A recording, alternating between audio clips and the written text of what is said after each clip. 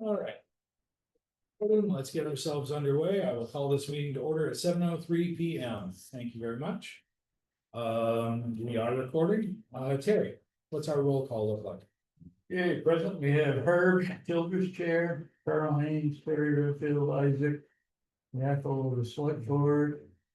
Other town officers, we have Meredith Morgan on via Zoom, auditor. And we have Robert McMahon, Eileen Stevenson, Pat and Don Hemingway, Crystal Hire with the library, and Beth Patty. I think they have anybody. She mentioned. All right. Did he say he would? Yeah. Oh, yeah. All right, very good. Here's one thing. Are there any additions to or deletions from the evening's agenda? Yeah, somebody else coming in. Somebody new. It's either Sean or Bill somewhere. It's Sean. John. Oh, Sean, come on in. I have might have been holding me up. That's also just one. I have a couple of things. One is that I'm gonna reverse the order of town highways and town lands so that our guests can be here and be out efficiently and not have to hang out the whole time. And the second thing is that I have an announcement to make. A friend of mine sent me an email yesterday saying, we all prioritize, we all choose what to volunteer for, and we all make our choices about priorities. And I thought that was really clarifying. And so tonight is going to be my final select board meeting. Oh. I have done what I feel like I needed to do coming back on the board. There are a lot of other things going on right now with clients and my dog, and you know, as every politician says, I'd like to spend more time with my family. So I haven't been caught with a hook or anything, but still, I would like to spend more time with my family. So I will continue for the next couple of days to finish up things like getting the RFP for the audit out to the dozen or so accounting firms that we've done. But I think I'm through. I appreciate working with you. And that's all I need to say about that. Thank you. Thank you, sir.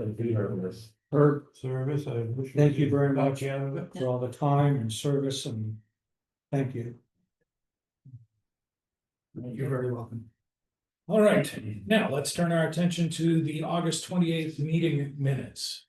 As we had a chance to read and review those minutes. Move to approve. Thank you very much. I'll second. Thank you. Any further commentary? Hearing none, all those in favor? Aye.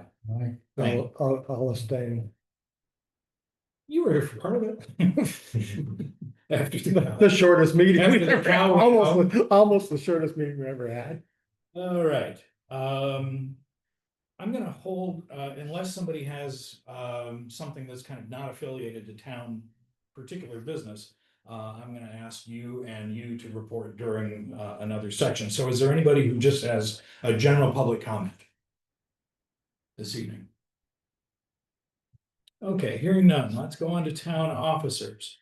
In emergency management, our hazard mitigation plan has been accepted by FEMA, which was the final step in the process. It is now valid until August of 2030.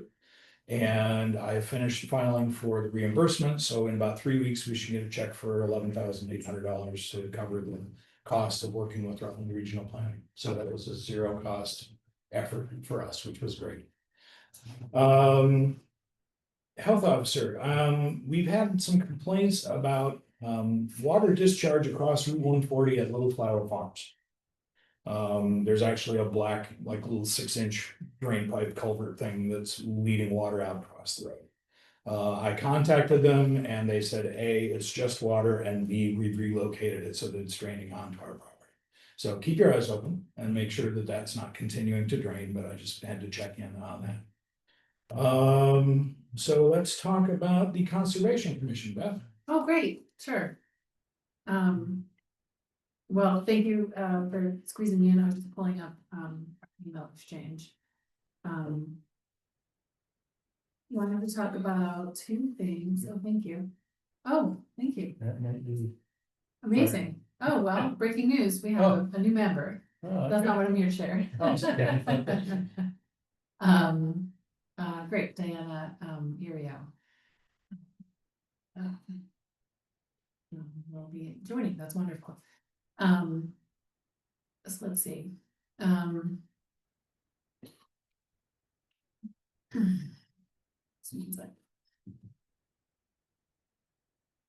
Okay, so just a couple of things, and I'm not sure, how in detail we need to go, but, we periodically, in Sullivan Woods have, down trees, but more worryingly, precariously tilting half down trees. I just wanted to talk about like, big picture, what is the town and conservation commission's like joint, responsibility and plan to take care of those. I know we have a tiny budget of $200 a year. We actually never use it because it's almost like, well, that's too little for trees and don't really know what else to, put it toward.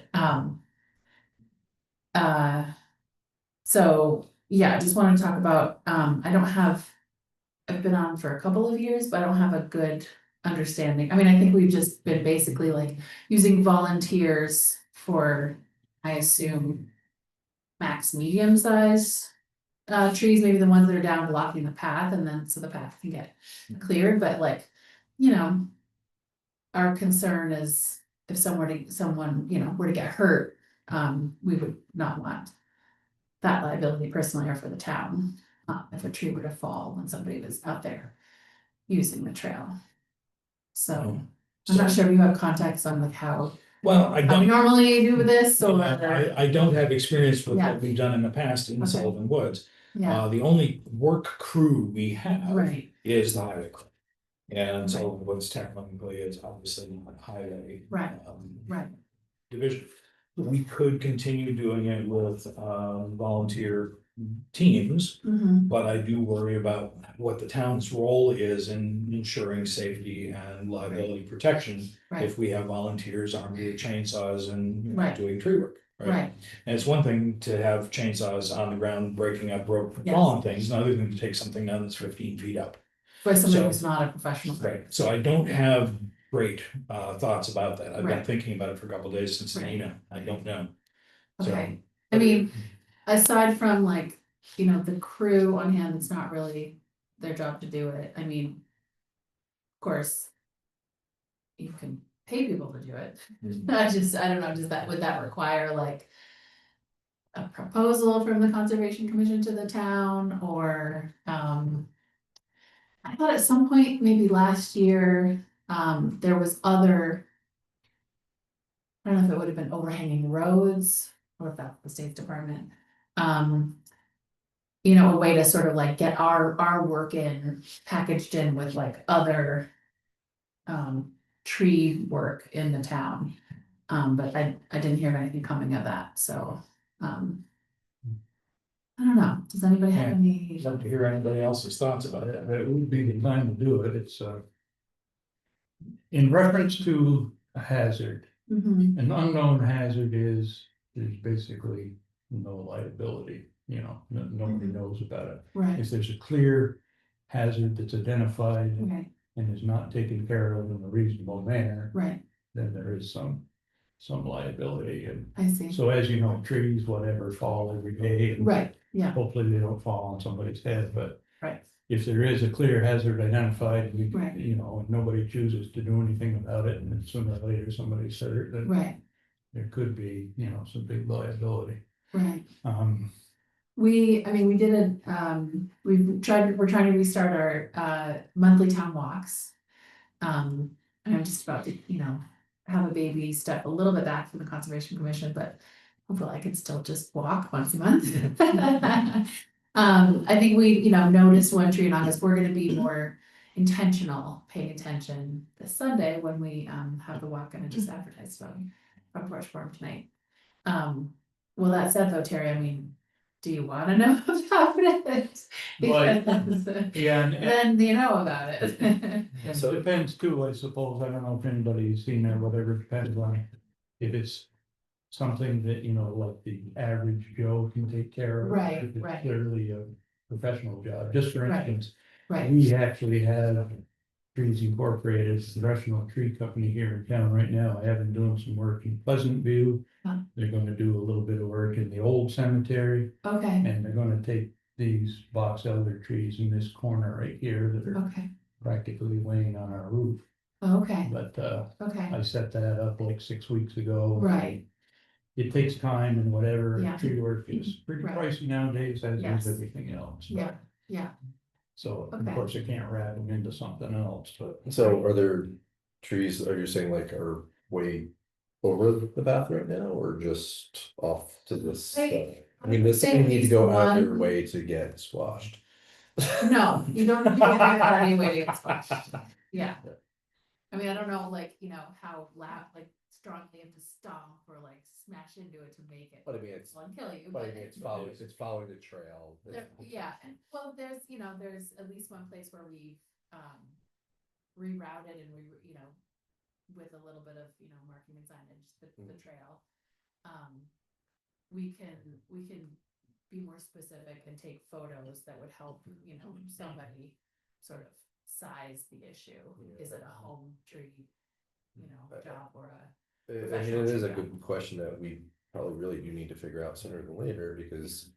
You know, they have the ash borer identified in our town.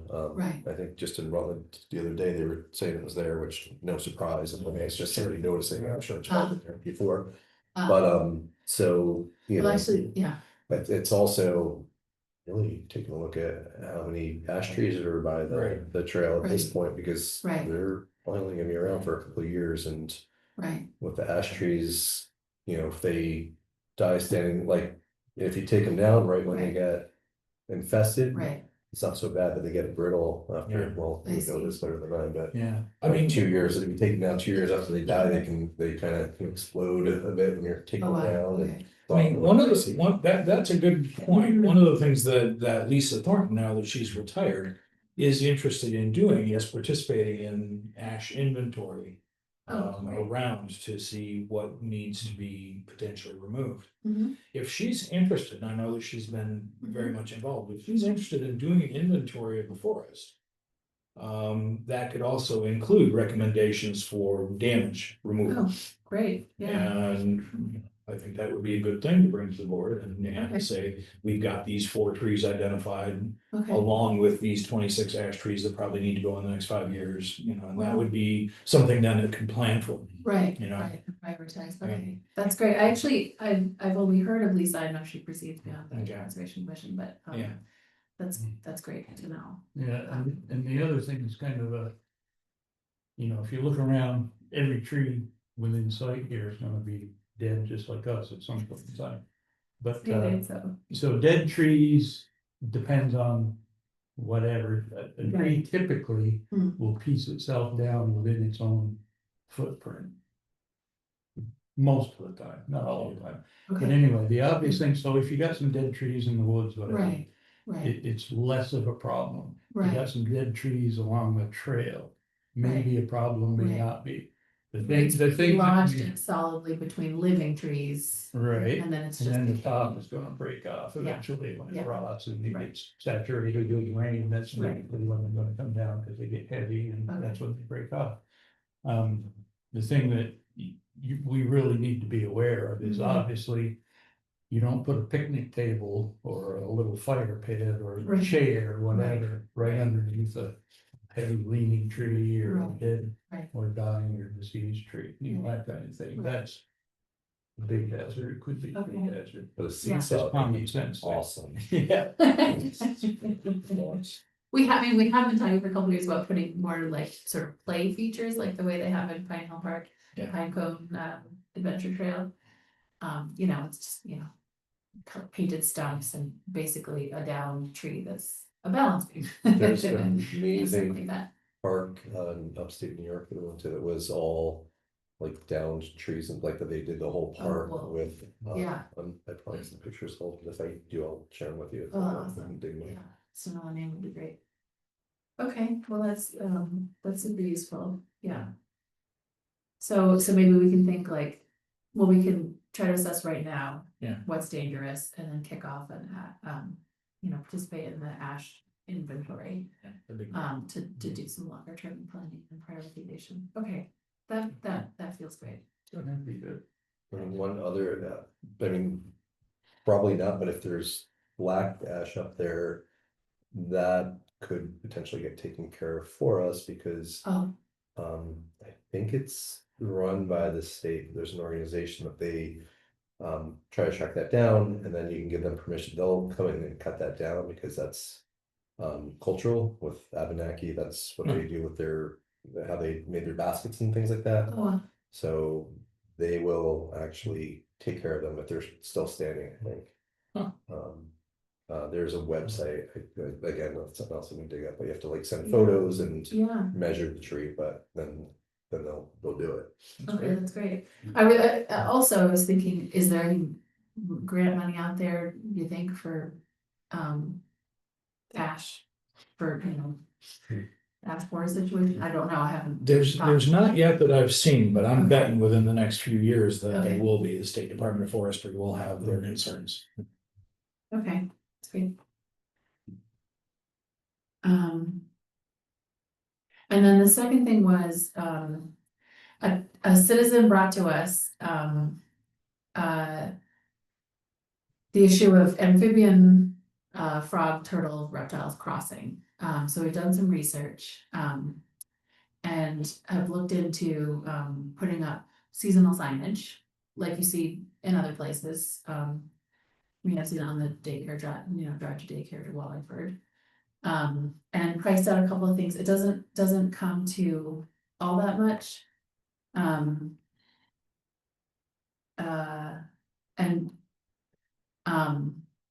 But Herb, you said something about signposts, which would be installed by the highway crew. So I wanted to ask more about what that might entail and. Well, it's interesting because this is the first time I've heard that it might be seasonal. So Oh. if it's seasonal, then Yeah. it could be just a nylon and pylon. Right, you could have a folding sign that just pops up and sits along the edge of the road, and the Yeah. only thing you'd have to confer with the road crew about is, adjacency to the travel lane. Right, Like okay, how far, if it's a permanent sign, yeah, it needs to adhere to state standards for sign safety, which means it has to be mounted on a post that's designed to break off if a car hits it, oh, so that it's not an obstacle for a car. okay. Yeah. So actually, I've So- heard that seasonal is more effective, just because then. Right, it calls people get attention blind to to itself, it. it's a new Yeah, thing. it's, neon, and it's Yeah. perhaps got a cute little animal silhouette on it. Yeah, and I think those Yeah. ones that they post over in Timoth, I think those are just seasonal and they just, Yeah. wage Yeah. stamp or whatever. Yeah, Fence post and they put them in and okay, yeah, it would be, appropriate time of year. I can't remember, but we got an expert to advise us on the time, and in fact, a couple of hot spots for turtles and, I think, frogs too, Okay. in town, so it would be, about a couple of bucks. Yeah, where are those, by the way? I can't remember specifically, but, one in Buxton, actually, Oh. one on East Street. And maybe one on West Street, but no, I can get more specific. I don't know. I think, it was Pat Claw who came upon like just an enormous number of frogs, if my recollection is correct. And it was close to Parker water wells. I mean, there's really nothing you can do, like, a sign won't prevent you, like, just being in that terrible situation where you want to keep driving and kill some frogs, but, so we can start with signs, and then, I've heard of other places where they, have nights where they go move the animals, or, we can do more. But I think just calling attention to it, and then asking, people in the town, like, are these the right spots? Do you have a hot spot that we didn't know about, and we'll order, you a sign next year? Okay, Good. Yeah. Thank you. okay, all right, so I think that would be temporary, but can you tell me more about what nylon and pylon is? Oh, it's those, Or is it as simple as an election, like, yard it's signs? well, We'll you start probably, with that. you probably could get away with that, Yeah. but basically it's one of those metal folding things that makes a tripod or a quadrupod. And it has the Okay. little post and the folding nylon sign, usually red or orange, Okay, and the, state or, highway departments all over the place use them to like flag her ahead. Uh-huh, one lane road ahead, Okay. things like that. And you pull them Okay. down at the end of the workday, or you pull Right. them down at the end of the work period, or whatever. right. So Would something that like be that. something we would need to source through some agency or just the way you can actually buy an amphibian crossing like on Yeah. Amazon or Etsy? Yeah, no, totally, you can, Okay. you know, as long as it's a decent enough size to be able to see from a moving car. Okay, It Yeah. always makes me laugh when people put up a garage sale sign on 8.5 by 11 with a pen, right? That didn't help. What the address? At 30 miles an hour, that did not help. right, or more, okay. Right. All right, well, good, well, thank you Yeah. very much, I appreciate And, that. and the other thing Yeah. that the Conservation Commission raised in this email stream, which I think is a lovely idea, would be just an informal sign that they're thinking of on the walking trail, in honor of, Kathy Doyle, who has done so much work around, nature preservation and nature identification here in town. And that wouldn't need to be a formal designation, it would just be a sign, you know, say, here's our friend who helped us with these things for so many years. I think that's a lovely idea. Yeah, It's great, that was actually, well, I, came from a couple of sources, but, also Lisa Thornton, so I love, you know, Yeah. that people bring, you know, us ideas to bring to life, so. Good. Well, Thank you very much. While we're on Conservation Commission, do we wanna act on that or? So we have an application from Deanna Irio, who lives on Marcy Lane. Would love to join the commission because I deeply care about protecting the natural environment and bringing the community together. I'll be happy to contribute with my time and ideas. They moved to Vermont with my family 9 months ago. It's been a beautiful experience. We've learned a lot so far. I'm a substitute teacher for Rutland County. We love spending time outside, especially with our 7-year-old. Thank you for this huge opportunity. So I will make a motion to accept Deanna Irio as a member of the Conservation Commission. I'll second that. Thank you. I'm gonna miss that. All right. Any further commentary? Hearing none, all those in favor? Alright. Aye. Thank you very much. Thank you, I forgot that this body needs to. Yeah, that's right. We have another one, on the way, so. Good. Awesome. Good. Wonderful, That's good. thank you. Thank so you. much. Thanks, Beth. Thank you, thank you. All right, well, I'm gonna get back to what time. Are there any other town officers who have a report for us? Meredith, anything from the auditors this evening?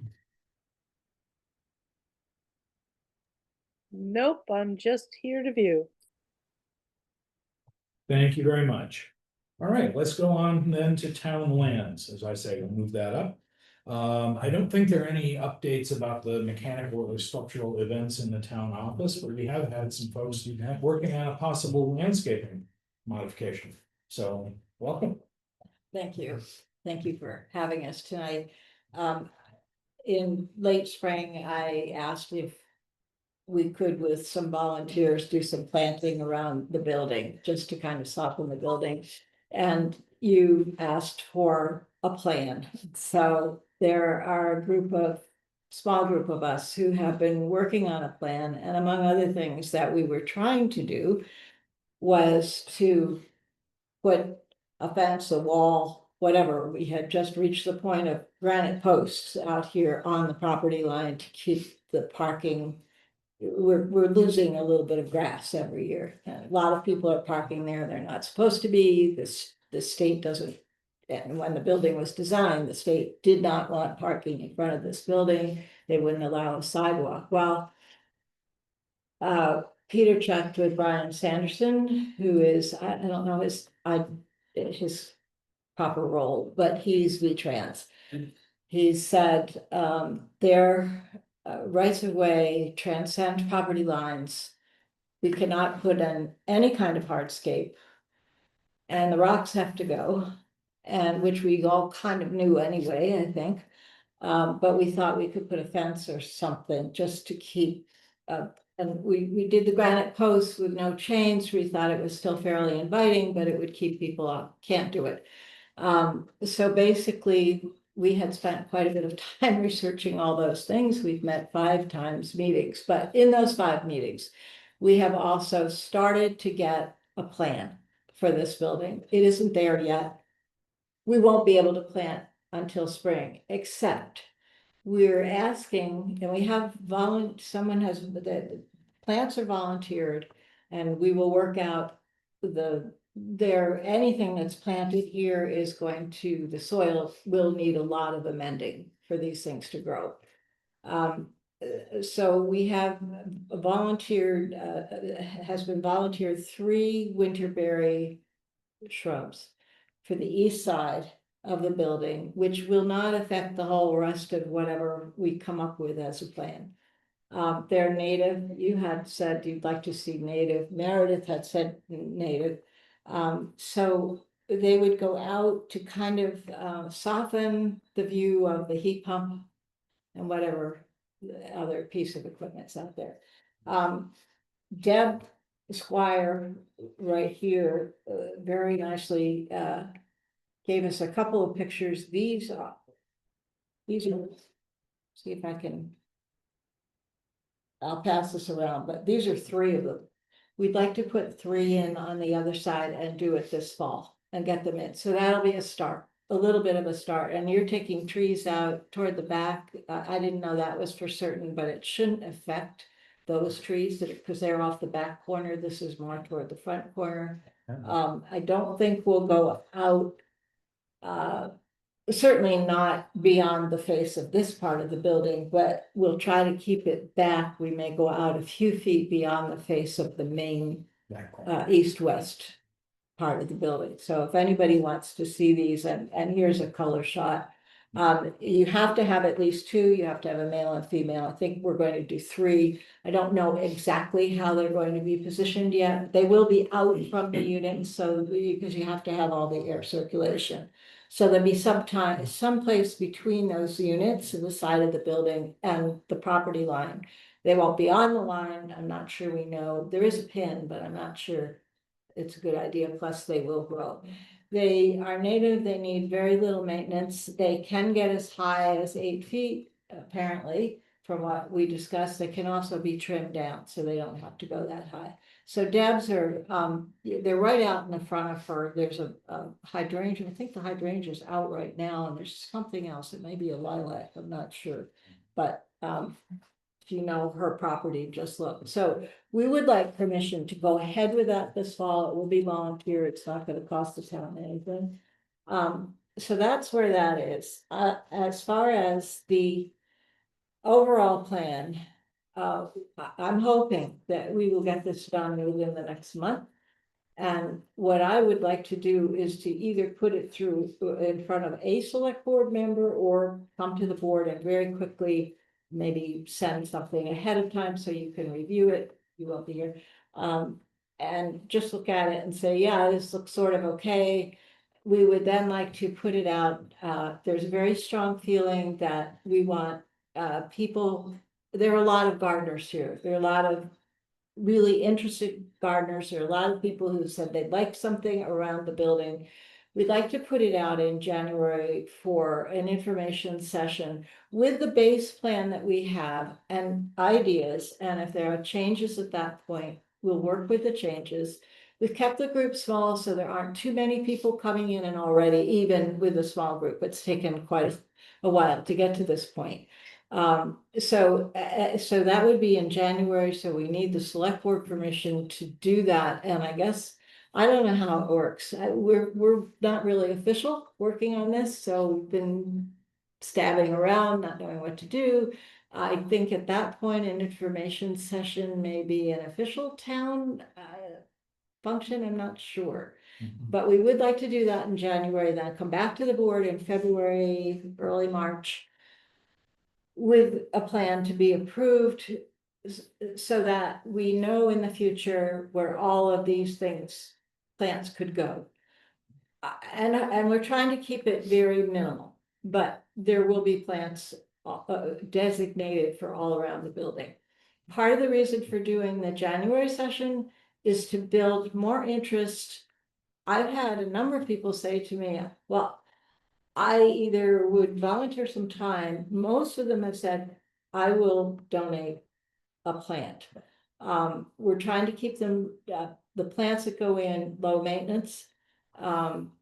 We were going to put a box or 2 out at the end of the path here. We can't do that because it's too solid. So we're going to concentrate on just around the building.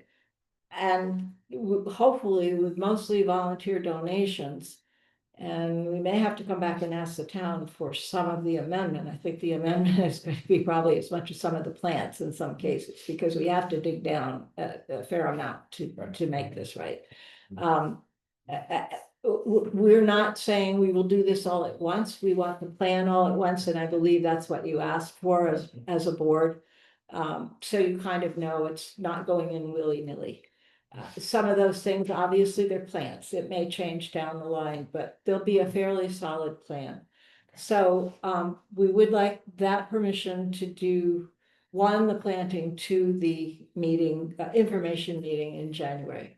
And hopefully we've got more people interested who will help on this process. Okay. So Thank you. is that, Anybody else have any questions or thoughts? Let's take two things separately. One is the short-term winterberry. good plan? When those are planted, how large are they at their origin? Meredith. Can you answer that question? The ones I've seen up at Miller Hill were about, what's that? 2 feet. About 30 inches, a little less than that. But at maturity, no, they can be as high as 10 feet. Yes, but he's asking when they go in, how Oh, big when they go. It depends on what we get. I think we're looking, Paul's hoping to purchase something next week, in, I believe, the 5-gallon size, which might be around 3 feet tall. Yeah, like that's that. about what I was seeing. Maybe 4 feet, no more than 5. That would be the big. And the one thing I don't know, and I forgot to ask and look it up, and maybe Pat knows too, is how fast they grow.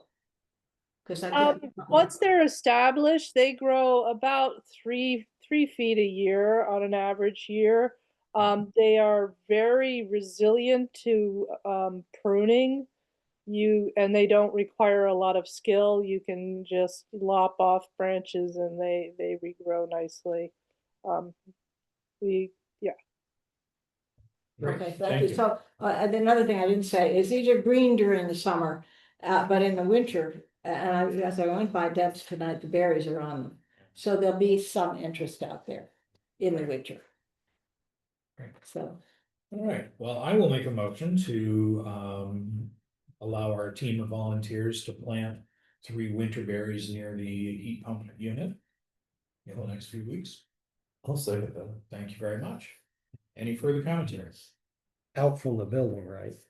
Yeah. These are going between say. between the end of the building here and the property. Yeah, and one may come a little forward of the main section of the building, the main east-west, it's just to kind of soften the hard look of the equipment that's out there. Okay, any further commentary? Hearing none, all those in favor? I'm sorry, Sean. Oh, no, it's a separate, so we can. Okay. Well, thank you Good. very much.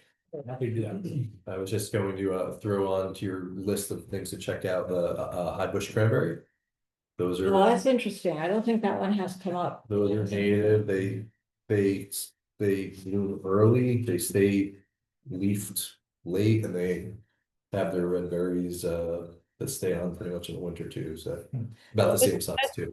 Yeah, that's a We're nice. trying to keep things, native, it can be difficult. Some of them, I just saw a water garden, it was all native plants and it really looked like it was quite wild amidst this beautifully manicured property. It was gorgeous plants all around and there was the drain and about 20 feet round a water garden. So we're looking, and I don't know about the high bush cranberries, so we will check it out. We're looking for plants that, and we will have to use some non-native that are somewhat compact. This is a large one because Yeah. of what we're trying to do, but obviously in the front of the building, we're going to have things with some shape to Yeah, them. and these so- are. I planted 2 of them up at my house there at the end of our driveway. And I didn't realize that they taste kind of horrible. So, but I didn't tear them out because they're really pretty. Right, And okay. they, like I said, before anything else comes up, they're blooming They're, later than anything else, I'm like, all right, you'll. All right, we'll look into that and we may want to come see yours. they are considered, they're Now, considered. in regards to the larger plan, I don't know even that the select board has to warrant a public meeting, informational meeting about doing it. But I think the thing that will matter for the board is December Yeah. December and early January is budget month. Got And it. so if there's excavation work to be done, if there's amendment materials that need to be purchased, having that information while budgeting's going on will help, the board make some decisions about what we might add to various budget lines. Good point. And Well, so. and they can be pretty rough numbers, we don't, And so you'd like it by when, December, by Christmas. by Christmas? Yeah, Okay. usually the board buttons up budget work first or second week of January. All right, Because it has to go on the warning, which is the end of January. all right, good. So you've answered a question for me. There's hope that some money will come. It's possible, Whether we can do it all volunteer, but, Right. or not, and we'd like to build the volunteers to maintain, those volunteers are maintaining the corner garden and the few things that are along the parking lot, but there will be more, and that's part of why we're trying to be very careful about it. So there isn't a lot of maintenance. so I think if you bring the board a plan and the board isn't like just horrified. That, Well, that was, that yeah. you could certainly just go ahead and have a public Yeah. informational meeting in January and Yeah. bring folks into the fold. Okay, all right, and then the board will need to finalize whatever comes out of that. Right, Okay. Yeah. That's kind of what we figured. yeah, I think that'd be fine, yeah, I mean, we may add or subtract a little bit or whatever, but Yeah. it'd be fine. It will happen anyway in the future. yeah, right. Plants die, Right. but they don't grow. Something's gonna plant this up there and grow some. Passing bird will give us a plan. That's right. Fortunately. All right. Very And- good. Well, thank you so much for pushing this forward. I know it's a lift for volunteers to do this kind of stuff. Well, there are a lot of people, and a lot of people have said they'd like to see something, but there are a lot of people who've said, I'd like to help, and some of them say I'm too busy going to meetings, but I really would like to do something. Yeah. So. Yeah, I mean, there's people who won't go to meetings who will absolutely participate in a workday. So yes, people volunteer at whatever level they will do. Yeah, now it turns out, speaking of the box, we need to decide, where those are gonna go, but we have been told in no uncertain terms. Turns out that state highway is a 4-rod road, which means the right of way extends from the center line 33 feet, which is like here.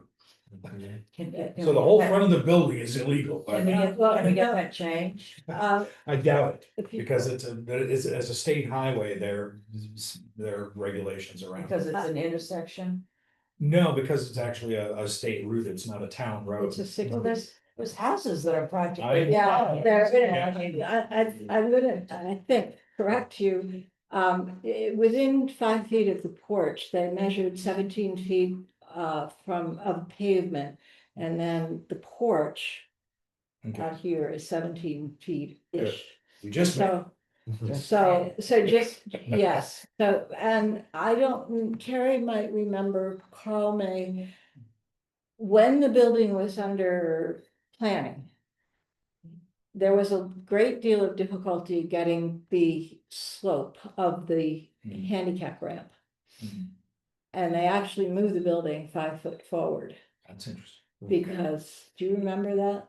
I remember shifting the building a little bit, Yeah, and I totally don't remember, and it's shame on me, and I don't know if Carl knew. I don't know, if Carl was on the board This then. is a 4-rod road, 66 feet, that's news to me, and I'd like to see it on paper, but. I think we could argue that, because this was a town highway that the state took over, so if it's deeded. If the layout of the road that existed was only 3-rod, the state doesn't have the right to take the That's- 4 rods right away. Okay. And I do know from history that up by Parker's, up there around that corner, there's only a 2-rod right away of that Really? road. Wow. Because the cow barn was right there when they Yeah. went the Parker barn was right there on the side of the road Oh, before yes. it burned. And, when that road got in the, coming from Pete, but in the early sixties, when this got paved. And that, I think that paperwork was done around that time, sometime in the early sixties, when they upgraded the road to blacktop. He only allowed them to This was that, all gravel? yeah, Wow. to Okay. the sixties. Mhm. So can you dig deeper into that? And find out if it really is a full Yeah, route? that'd be great.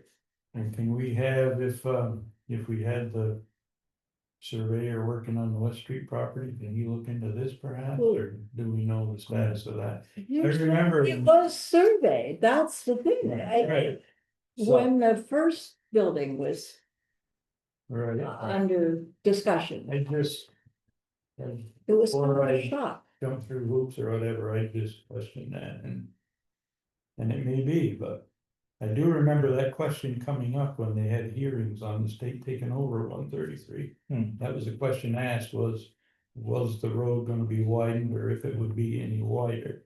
Hmm. And they were assured no, they Okay. were assured no at that time, but.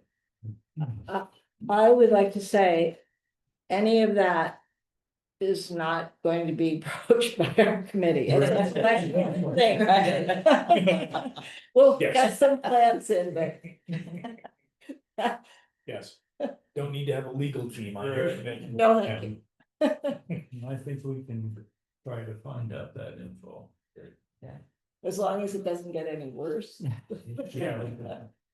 That's right. And in the meantime, I would not move them damn boulders, I don't care, that's just my opinion. Yeah, we'll wait until we get a restraining order.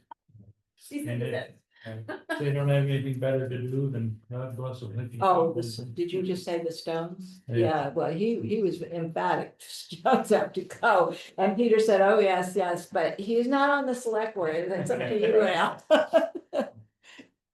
All right. So thank you. Thank you very Thank much. My David was coming, but he hasn't Yes, arrived. I have not seen him. So David, do you want to follow through? Well, with that? This might be It him. might be him then. Right. That would be nice. Cute. Yeah, I don't have all the detail. Right, I just, nor do I. I mean, he stopped me at the. Just in time. oh Perfect boy, time. perfect You timing. were just about to segue into your conversation. Come in, grab a chair. I think I'll stay for this. Are you? No, grab, sit anywhere you like. There's room. Oh, there you go. Go ahead, David. All right, Ed. Yeah. Harold, you have to say. You're right. For many years, we've had trouble with water coming down onto the Historical Society property from the Firehouse Road. In fact, the church had even more serious problems a couple of years ago. Flooded their basement, overwhelmed their sump pump and so forth. But the town did something there to redirect the water. It was coming from Bill Reed's family's driveway for one thing. Between the salt shed and the back of the Reed property. So they diverted it further up and so forth. The water that's coming into the Historical Society property is coming from closer to North Street, that section between North Street and the property line between the Historical Society land and the church land. Now, there's a swath of land in between the two, as I understand it, that's owned by the town. Church owns 13 feet out from their building. Historical Society owns 13 feet out from their building, and the rest of it down the middle belongs to the town. The water currently is coming down on both sides of the building, but the main problem now is it's coming down into our parking area, our handicap parking space right by the porch, goes under the porch and is getting through the foundation wall, which was rebuilt just before that section was rebuilt just before that porch was put on. We did a major handicapped access project back in the nineties, town. Office was still over there, and so the town was involved in the money that was, spent on that project. We got grants and we got money from the historical side and so forth. So, the water comes down and is somehow getting through that concrete block wall, but it shouldn't be running up against the foundation like that. That's the crux of the problem. And, oh, here comes Bill. Oh, well, all right, Bill. And, what we would like to see done, historical study, would like to see the water moved over toward the center of the area between the church and the historical site and run down on town land down through the middle and be allowed to disperse into that grass area there. Right. And I've talked to Bill about this actually, about using the grader to make kind of a swale or a shallow trench on the side of Firehouse Lane that butts onto the historical site property, keep that water from going over and down to the building, but continuing on down and going past that handicapped access. And then go down through the rail fence. Trying to avoid the septic system. We relocated our septic system 2 years ago. And you can see now there's a piece of plywood set into the ground, which is above the access to the septic system, the cleanup. And I put that in there. It's raised, there's a space under it. So this septic tank is probably a foot below grade, so it shouldn't be a problem.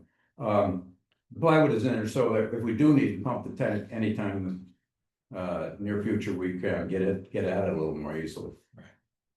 So I see the water being diverted on the Historical Society side of that access for the septic system, and that if necessary, the Historical Society could get somebody to come in there and make the swale go down into the property, but it is all town land, so if the town can do it with their equipment. Bill and I were talking about using the grader to do the swale along the property line. I don't know how you get down in there to do that part. Maybe that's using the backhoe, but as Bill and I have talked about, when we had to replace the water pump, the town backhoe is a little bit big and hefty for doing that kind of thing. So I don't know how that little swale could be made, but it doesn't have to be very much. It just has to get through that fence, and then the water can splay out around the septic system and disperse into the grass. Bill, have you had any thoughts about how you might approach that? Well, I got a lot of thoughts, none that'll work. Okay. Several years ago, the church basement kept getting full of water. And I tried something that I've used in other places. I put in a French drain. And I said then it was probably only it was a Band-Aid fix. I didn't expect it to last this long. I thought maybe 2-3 years and it'd have to be dug out and the stone replaced. But it's still working. The church doesn't get any more water. But where that water's running under the porch of the Historical Society, the bulk of that water is coming from this end of the firehouse driveway. Terry and I looked at it. Yes. And I really don't know what we can do there to divert that. Well, it's coming downhill from North Street. That's what you're saying, right? That's where the water's From coming. that whole high side. I mean, there's a catch basin on the north end of the firehouse driveway, which catches a lot of the runoff there. Yeah. And then there's a slight swale going into the firehouse, which takes care of the runoff off the paved portion of the road. Mhm. But everything else on this side of the pavement. It's just runoff from the lawns and the road itself. Right, so what I'm suggesting is a shallow ditch, not a deep ditch, because if people would drive into it and you wouldn't be able to mow the edge of the lawn, just a swale, 6, 8 inches deep over, 6 or 8 feet wide. And that would bring the water all the way from North Street. Any water on that road would go into that and follow that down to the center of the space between the church and the historical site, and then it would go off onto the lawn there through the rail fence and onto the lawn. My thoughts would be to try, and not guaranteeing that it would work. But you put a swale there, you're gonna have people tripping into it, especially going into the access of the. I'm sorry, the you have to keep from what? historical I'm society. sorry, no, I didn't catch that. If you put a ditch in, you're gonna have people tripping in it and everything going into the access. That's why I'm saying a That's a swale, not a handicap, ditch. that's a handicap, parking space right there. Mhm. What I would suggest trying to do is the same thing I did with the French drain. Is go along the edge of the historical lawn. Put a French drain in with a sediment place for it, Mhm. right by the handicap parking area. So when the water, bring the water to that area, when it comes up, then it would naturally flow to the south into that grass area that you're talking about. And you wouldn't have any Yeah. worries about tripping. Well, or anything. when I talk about a swale, you're talking about filling it with gravel, basically, that's, With stone, sure, it's a stone, yeah, so it would Clean drain, stone. yeah, same thing, yeah.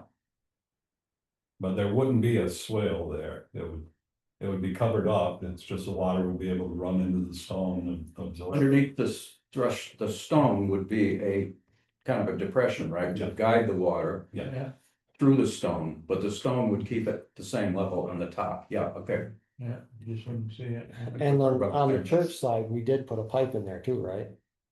no, There's not a pipe that run down. the church put one in along the eaves to help with the runoffs in the roof.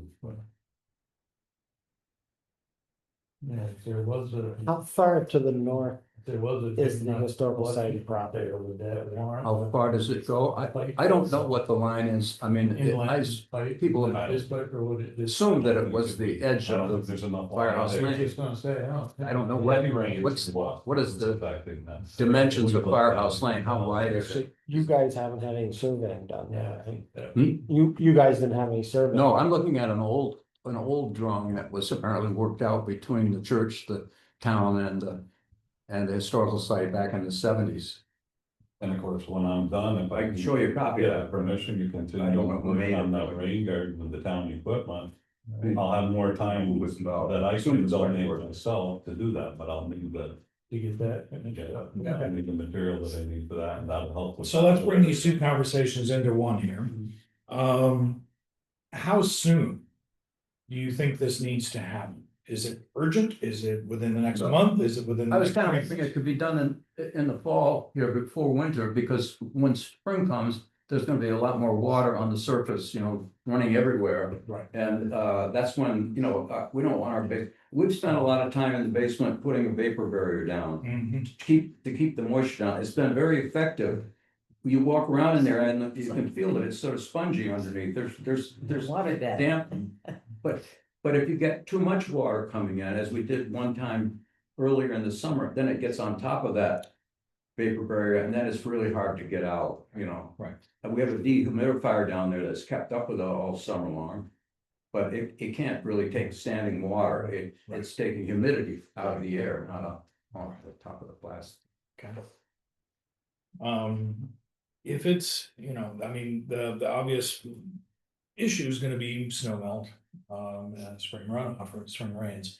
So if it's something that could be done in October, November, early December before heavy snow, then yes, we could ask Bill to continue working on the rain garden up the hill and do kind of a larger site-based intervention that would incorporate this, Yeah. but not be limited to this.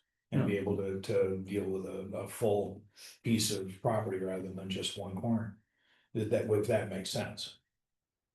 Well, it's really up to you, we're to ask for your help, not to tell you how to do it. And I appreciate Bill's experience and, you know, it's worth trying anything, I think. And Bill seems to have a handle on it, so let's do it that way. Okay.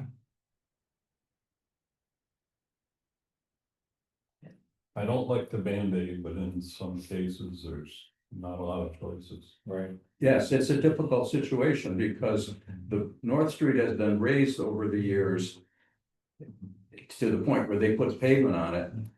Back in the old days, it was down there probably below the adjoining land. Yeah, the water ran down the wheel ruts right across the car. Yeah, we'd like to keep it, well, North Street water doesn't seem to be getting into this too much. It may be coming off of your family's lawn at times of the year. It may be just rain on the surface. If you get a real heavy deluge on a gravel surface, the water's gotta go somewhere. And it ends up, you know, sort of all running and finding its own way. But we'd like to try to keep it away from the buildings, the church and the historical society. And get it to stay out in the middle where it can be absorbed into the ground or evaporate when the sun comes out. And the ground thaws. If the ground is frozen in the spring, well, again, it doesn't have any place to go. Are there any seasonal springs? Just up from the historical society that you know of, or? Not aware of anything. Yeah. The water table is apparently pretty high Mhm. around, you know, under that ground where the church and the historical society are. Right. Just judging from the fact that under this vapor barrier we put in, you can walk around and you can feel that it's kind of spongy under there. It's sort of translucent plastic. You can see bubbles and whatnot under there. All that water, nobody wants it. Yeah. Right, Which and I we really need it, right? You can give it away right now. And I think we should, when we get time, maybe we could try to do that sooner than later. It's been exceptionally dry, so we haven't had an issue when we're fortunate with that, but we could try to cure it this fall, that'd be great. Thank you. That's great. Very good. What did your insurance adjuster have to say when they came to visit the garage? He had no issues. He said there was a fire extinguisher in the wrong place, and Bill, we told Bill, he said, oh yeah, we moved it over there, but it really belongs here, right where he's saying he wants it. So there was a hook on the wall for it, you know. It's there. Yeah, it's there, it's back where it should be. Good. Otherwise, there were really no issues in the garage. No, the electric box. Oh, electric, excuse me, the fuse box, he wanted that replaced with a breaker box. So Andy McCain, our electrician, is going to rewire it. Take out that box, and then send the wires over into the back part where there is already a breaker box. And we'll have to give you a key to the back door in case you have to get to it, when there's nobody around to help you. I mean, it's sort of similar to the issue of being able to get into the front. You guys are now gonna have access to the back for access to that breaker box. You're gonna run the main wire back to the gear breaker box or just put in. He's gonna put separate wires through the wall and then connect them into separate breakers in the box. Yeah. And those can be labeled, you know. Right. Right. I don't think those fuses are labeled now. You know, Bill, like those fuses. Not. I There's tried like- to touch them. There's 6 different wires going into that fuse box, but it's so high up anyway, to get to is difficult. I take it you don't have much trouble with it, you know, you don't No, blow fuses very we often. used to blow a lot of them, but there was a lot of stuff plugged in. Now we only plug in what we need, so Yeah, they aren't getting overloaded, so. All right. Thank you very much. Thank you. All right. While we're talking about town lands, let's talk about a different town land. Great, so the library, I can't remember, I think I said before the contract with Naylor Breed is all done, you all saw that. familiar with that. They're anticipating the middle of October. We haven't heard more. Peter's still waiting to hear from them specifically, like exactly when they were wrapping up some of their other things. So we anticipate still hearing about that, but the big thing today is our line of credit loan. So we've got the finalized here, I'll hand the package out to everybody here. They have to share. Kill a tree? They have four of them. They were able to take it or a page and a half of the rate sheet and turn it into, I don't know what, like 26 pages or something of blah, blah, blah. Here, you can, everybody got one. So, so it's still making its final way through the doc review committee or something at the bank entity. But Chuck, who is our connection, he says he doesn't expect any big changes. Eli, who is the lawyer that was recommended by them to help us through this, he's done this a lot. He's known to the bank, and they think this is probably just a formality. But because of the timeline, it needs to be closed on by the 16th, or else we have to sort of start the whole process over again, and you all don't have another meeting before the 16th. So he says it's fine for us to sign off on it now, and then they'll sign off on it once they finalize their last review. Should anything substantial change, we would have to figure out a way to re-sign it, but I guess the ask here is that you give, I guess, Herb the okay to Herb and Jenny. Jenny also has to sign it. But the town can sign off on it, and then I guess as long as nothing big changes, they could sign off on another version if it needed to be, but it's there's one of the papers talks about the rate, but the rate is basically the going rate, but a 20% discount for a municipality, with the base being 3%. I think it would be less than 3%, but it is so that it's what's the word that changes? The one that changes. It's a variable rate. But again, I think all standard language in here. You'll need a legal dictionary to make your way through it, probably. We did talk with the friends there. They will cover the interest, any interest accrued for those months that we have make withdrawals or whatever on the line of credit. So yeah. So in the nutshell, is it 4.65 interest rate? The 1.65 plus the 3%?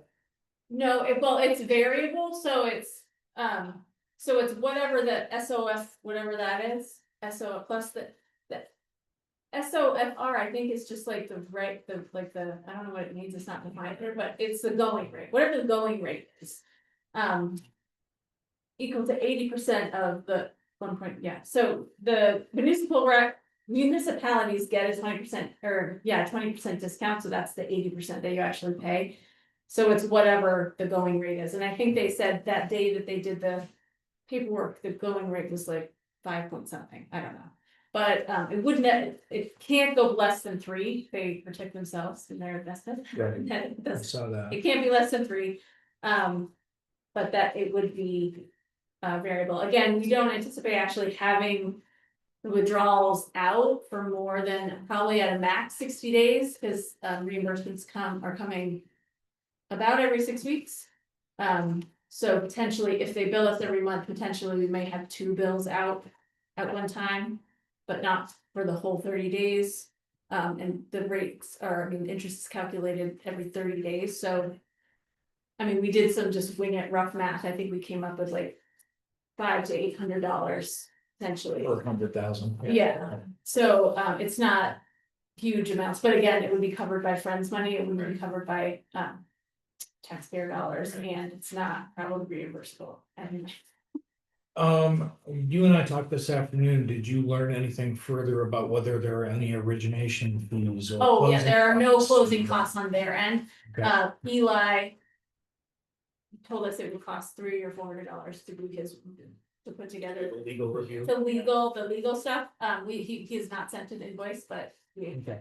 so we'll pay that and get it. Great. But on the bank's end, there are no other fees. Okay, good. So SOFR is the Secured Overnight Financing Rate, which is basically the Federal Reserve's day rate for banks that need to borrow money until tomorrow. And so it's their standard day rate. And it fluctuates by hundreds of a percent every day. Right, so in that, and I think the one that they had sort of thrown out there was a 5 something, which is quite a lot less than. Another bank that we were talking to about a similar instrument, and they were quoting 8% or whatever, so. This is better than what they were able to do, so. Yeah, so it's secured by the grants.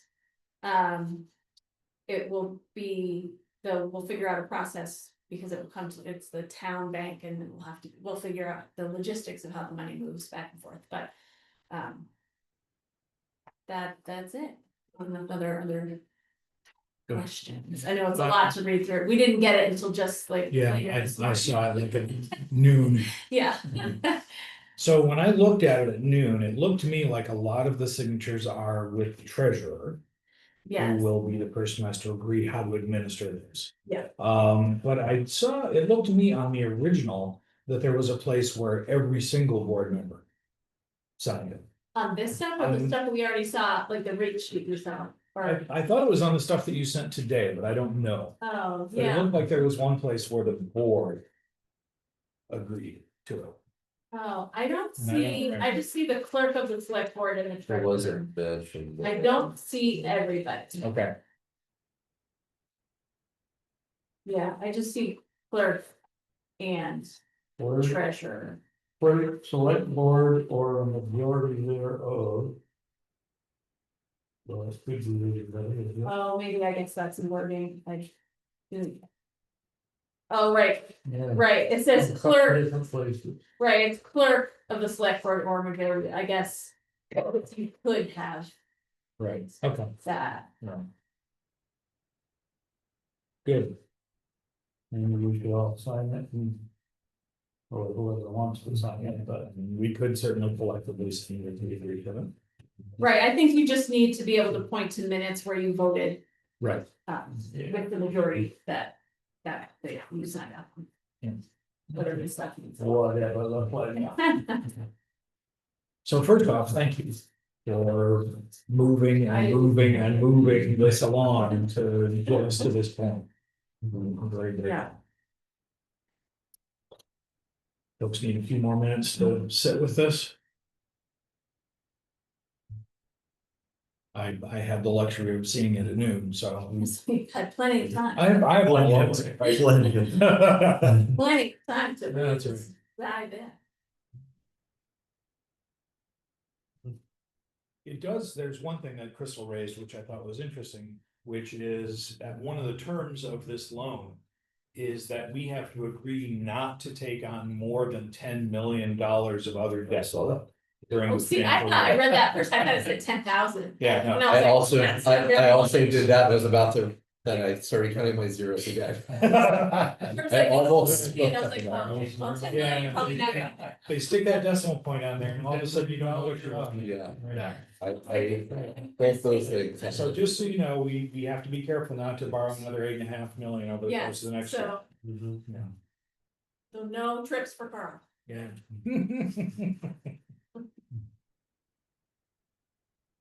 That fencing's expensive. Well, it's So the brand, 4-rod road too. That's right.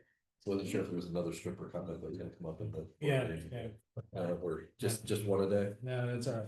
It's good. All right. Any further commentary about this package we've been presented with? Hearing none, I will make a motion that we accept the terms being offered by M&T. M&T Bank for the short-term grant anticipation expense note. Well, second then. Thank you. Any further commentary? Hearing none, all those in favor? Aye. Aye. That's unanimous, thank you very much. Good, so we can record that as not merely a majority, but a totality. Yeah, so Jenny also have to sign, so you want us, here, I'll give you this color copy, or I don't know how you. are not gonna sign it. Somebody No, else. I'll will sign it, I don't care about that. Oh, But, you know, okay. I'll leave that to the board's choice about whether or not it really should be the board clerk. Or, so you all, Or- my question is, you'll sign a copy, this copy, and then, cause you have to give this to Jenny, cause she also has to sign, so it can't be electronic, yes. Correct, I think that's true. I'll leave the colored pretty ones. Okay. You can all sign this one. You and I sign it and. Okay. And we'll have the minutes eventually. Right. Yeah, and then you We can just can leave do it for that. Jenny and then. Pass that to Jenny and go for it. Again. Yeah, good. That'll work. I can. Uh, I mean, you don't need your copies, but. You can keep those, Yeah. plan to Right. your cranberry. Yeah. I probably would, out of an abundance of caution, not just throw this in your home recycling. Oh, right.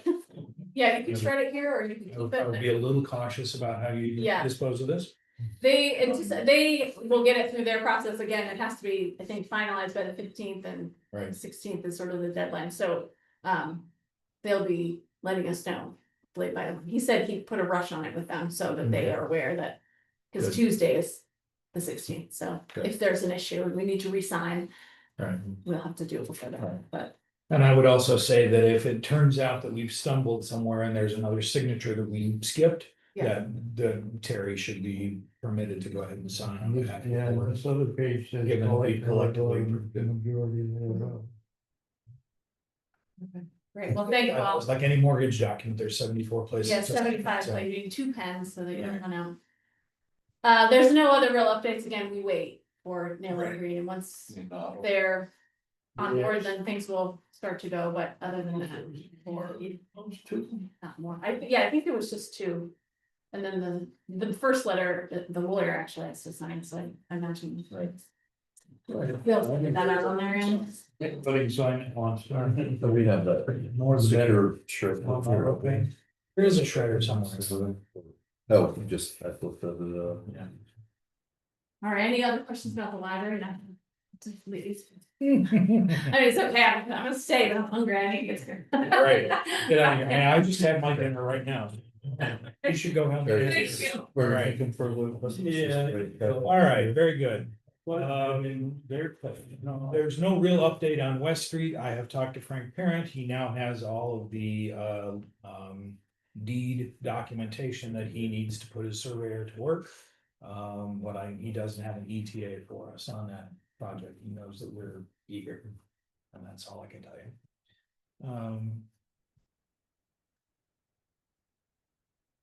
So let's turn our attention now in reverse order to the highway.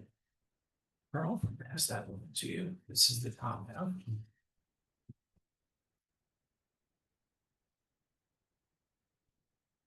Road foreman. I don't have a lot to report. I'm working on the grant project on Daisy Hollow.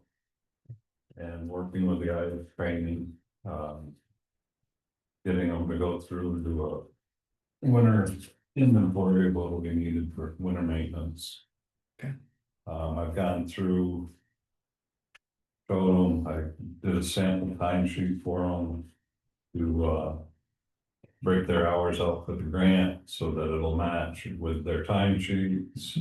And keep track of the equipment usage and all that, so I want to get that done before, well, I've got to get it done before the end of the month so that we can do the resubmittal.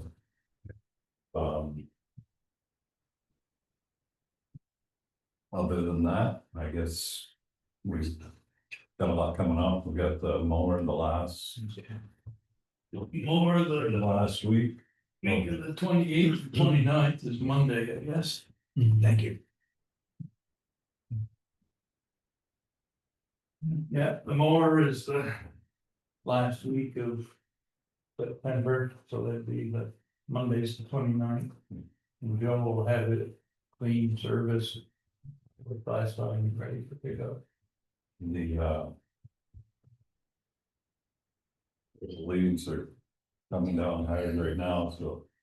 Do the second round of grading when they get to it, there's gonna be a lot of leaves to get off the road. I noticed there's several.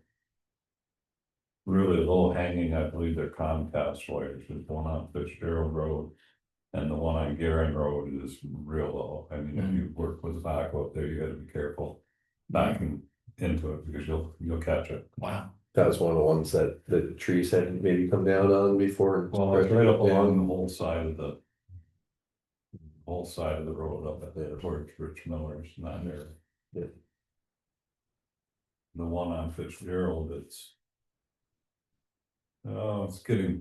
sagging more all the time. It's getting real close to where it's close to the headboard on the dam. It sure looks that. So I made a call and haven't had any response, so I'll send an email. We just get the paper trail going, so. Yeah. Good, thank you. I don't know if you saw, there's a shattered tree on Spruce Knob, found it walking out today. Right at the foot of the bluff at Clay's, right across from the driveway of 103. And mostly it's not in the road, but there is the major part of the trunk that's fallen is actually over the traffic lane a little bit, so you might want to just shove that off to the It's side. by Clay's. It's right at the foot of Clay's big drop off right there. I'll make a note, call Mike and Nance and take care of that. All right, I'll go take a look at that in the morning. good, thank you. The one ton's gotta go to Westcott's for inspection tomorrow. They got the tires put on it if needed, so. Great. All right, I'll go take a look. We've had a lot of email type things back and forth with various things trying to get our new employee all the paperwork filled out and drug testing going on and so on and so on. I think maybe some of it, or maybe hopefully most of it is taken care of, I don't know, but I think there's still a question on, I don't know if Chuck filled out his Beamer's paperwork, Is And- healthcare. his healthcare, Blue Cross Blue Shield, which I don't know if there was any overlap from Casella until he started with us and whatever, but he really needs to get that filled out, and I talked with him yesterday morning, we talked last week, and I don't know if I've got things tomorrow morning, so I don't know if I can catch up with him, but maybe if you can remind the guys again one more time. And there's a huge problem. And I don't know how to solve it, and I don't know if Herb knows how to solve it, I don't know if Patty knows how to solve it. But to get all the drug testing and all that shit set up, they need or require an email that you're still not set up. Because we don't have an email contact, so it's. Right. It's a royal pain in the Right. freaking you know what, and I don't know what the answer is, but. Hiring a new person and whatever is a royal pain in the ass. So let's not do it again, but. Is it on their end? Well, I'm not staying. No, That they need the email? Let me twist your arm. Let me. They require this, what's the name of the outfit, DISA or something, DISA? And in terms of. That's for the background check and to get on the drug testing program, whatever. In terms of drug testing for Chuck, he has said. Where they used to go with Casella, I think was Kerback or something, you just stop by. Costs you $99 and you're good to go.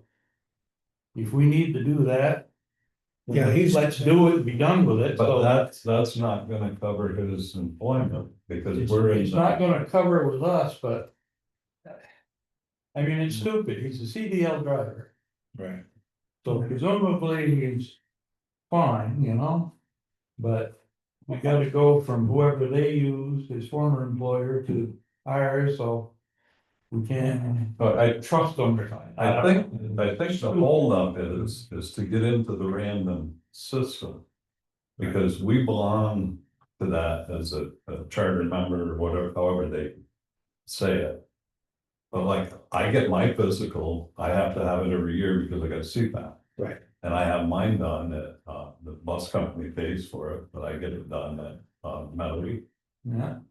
But I still, if I was to get employment at another town, I'd have to go through that same thing. My physical card, just for driving CDL vehicle, doesn't put me into the program that the town's in for the random. Yeah, they're not, well, I mean, my fingerprinting and stuff for teaching and all that, it was 3 different places I had to go, even though.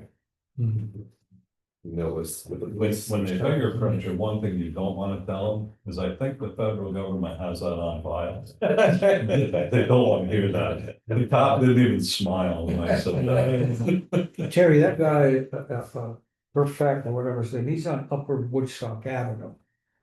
I believe. I don't remember where he's at. but- Yeah, Mendon, Yeah. I would contact him and see if we're missing something or Yeah. something's overlooked there. I didn't realize until just yesterday, day before, with this email chain that Robert was still not covered. Right. You and I were surprised to learn that. Yeah. Basically, they're waiting for you to go online to file what they're calling an electronic consent, Okay, and they have to have that. all right. So, and that's the DISA program. We can forward What's that again? It's, where is it? DT? No, it's, DISA, whatever that stands there it is. for. It's www.disa, DISA. yeah, like, David Irving Samuel Archer.com. .com. Yeah, that's the administrator of our All government. right, I'll take a record of action and, Yeah. So get that straightened out. Thanks, Scott. So as Patty said, a CDL driver without an email is a whole nother kettle of fish.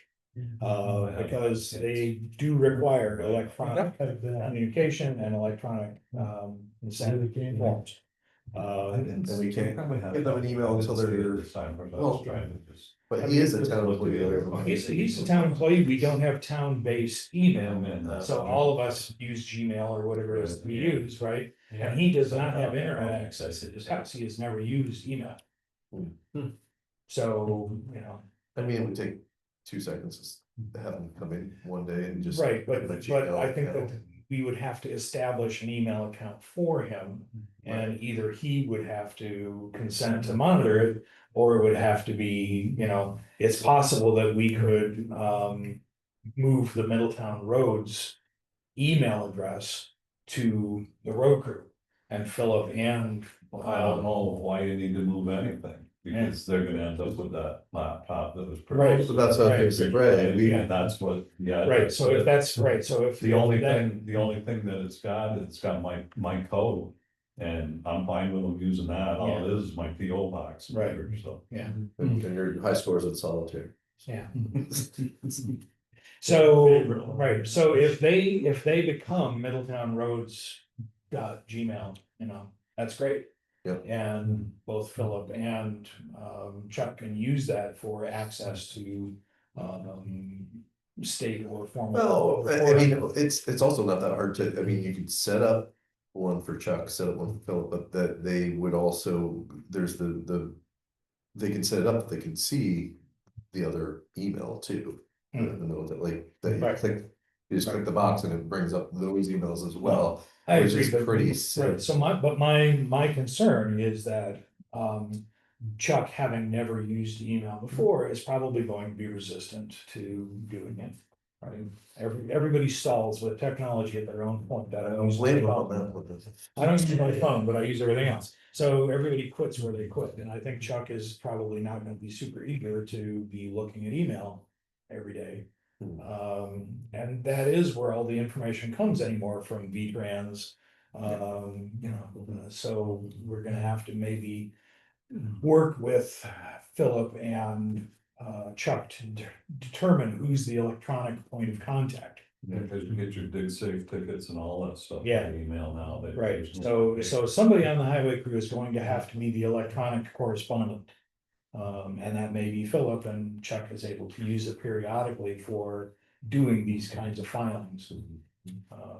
But that's a conversation that I think the road crew will have to have. And somebody's gotta keep up with it because you get a lot of junk on that. Oh, yeah, of course you do. I mean, I get 7 messages from the state on the same thing. Right. Right. And then you get it twice after that from Rutland Regional Planner, so, yeah. But a few of those things we really need to get as soon as possible to keep Patty and Jenny happy. We need to make sure it's on the beamers. I think we said, we think we got the health insurance, I think. Is that true? But Okay. I don't know. Yeah. Exactly, but we need to follow through and see that it's done, or at least we're Right. trying to get it done to Right. keep the gals happy. It'll make all our lives easier. All right. So has Patty enrolled him for this testing? She hadn't been able to, we haven't been able to get past the background check, if you have to have this electronic consent, Yeah, and once that. If that's done, then I think he can be in the program and Right. then it's whatever. 10 days, 2 weeks, 6 months, whatever the next random thing is, but that's what it takes to get in the queue.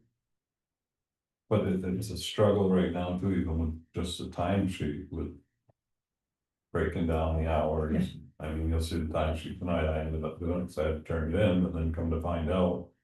He's probably not getting paid for that one because the paperwork isn't in that they need. I don't think he had the, I don't know, I thought it was last Friday morning. And judging from the email. Jenny, town treasurer, said it absolutely had to be in by Tuesday. Right. And judging from the email, didn't sound like it was in by Tuesday, so Doesn't look like it. Yeah. you're gonna get paid this week. I forget what I was gonna say now, but. And if you don't get paid this week, that'll be. Forward with this, who's gonna be doing the coding and timesheets and. Because that's stuff that it needs to be done every second week. Right. I've always turned it in on Monday, but it's gotta be in no later than I believe Wednesday. So that she can get the orders ready for the select board. Yeah. There's a lot, there's quite a bit there that they're gonna have to learn how to do. Somebody, not me, Yeah. but yes, true. I think she wants it by Tuesday. Yeah, she usually comes into work on Wednesday morning, so having things here on a Tuesday enables her to go to work. Right. And I show them what I do when I get an invoice, if we have a purchase. I get an invoice, I put it in the top drawer on the desk up there. And then when the bills come in, because it's gotta be an invoice with the bill or it don't get paid. And which is a good thing. And everything's gotta be double checked for that, to make sure that it hasn't been, well, Jenny can pick up on it, she usually pretty good, she catches the double bill. Right. I usually always caught it, but she's on her computer, she's got a program that. Yeah. If it's that invoice number right there, it picks it out. Right. It's good to have multiple eyes on the thing anyway, so. Yeah, and that's gonna be a concern this time of year, we're gonna start getting. Large amounts of sand, like fairly substantial amounts Yeah, of salt. I haven't even got into it with them with the keeping the record for materials. I've updated it, I started a new one from July, so it won't be overwhelming, but we haven't purchased a lot of materials, so that's another thing they gotta do. Make sure they mark it on their timesheet. And then it has to be filled in on that sheet that we started when all the accusations were made. So there's a double way of Right. proving that's where the material went. Right. Right. Yeah. Yeah, it sounds to me like, Philip and Chuck are both relatively well under control in technical terms. They know how to do the work. So as much as possible, helping them focus on how to administer the work is gonna be really the work that needs to be done with them in the next couple of weeks. Helping them understand what it means to be an effective record keeper. Right. And I've been working with Philip right along, I mean, he's. The computer part of it and that, I mean, I don't see any reason he couldn't do it. And. I mean, I've shown him the programs for the connected segments and all that, and he's comfortable with the computer. Mhm. But. The whole thing there is, either way, takes a lot, until they get used to it, it takes a lot of time. Right. Away from actual road work. Of course. So, Okay. And I did talk with Chuck about punching the time clock. Or whatever, I said, we've had some concern about using the time clock. And he doesn't care one way or the other. And I think as some of us have said, that, you know, the time clock doesn't necessarily prove anything or disprove anything. But he's open, so if we wanna purchase a time clock and set one up, fine. Otherwise, we have the system that we have in place, and I think that's fine too. Whatever the board feels. Wasn't the time clock purchased just never? A couple of years ago, no, well, no, several years ago. yeah, It's fallen out of whatever, hasn't been used in quite some I don't even know where it ended up. Hmm. Somebody cleaned the garage and took a load to the. I don't, Large one. that's the last I saw of it. Ah.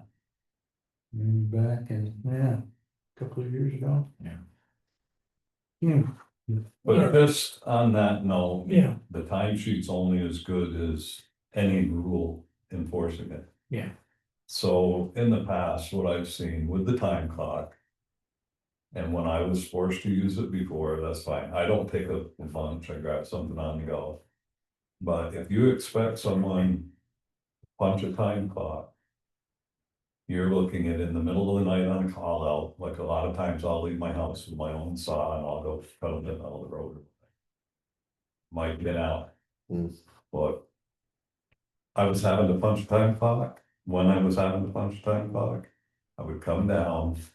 I would punch the time clock, if it was in the winter time, I would get the truck out of the garage.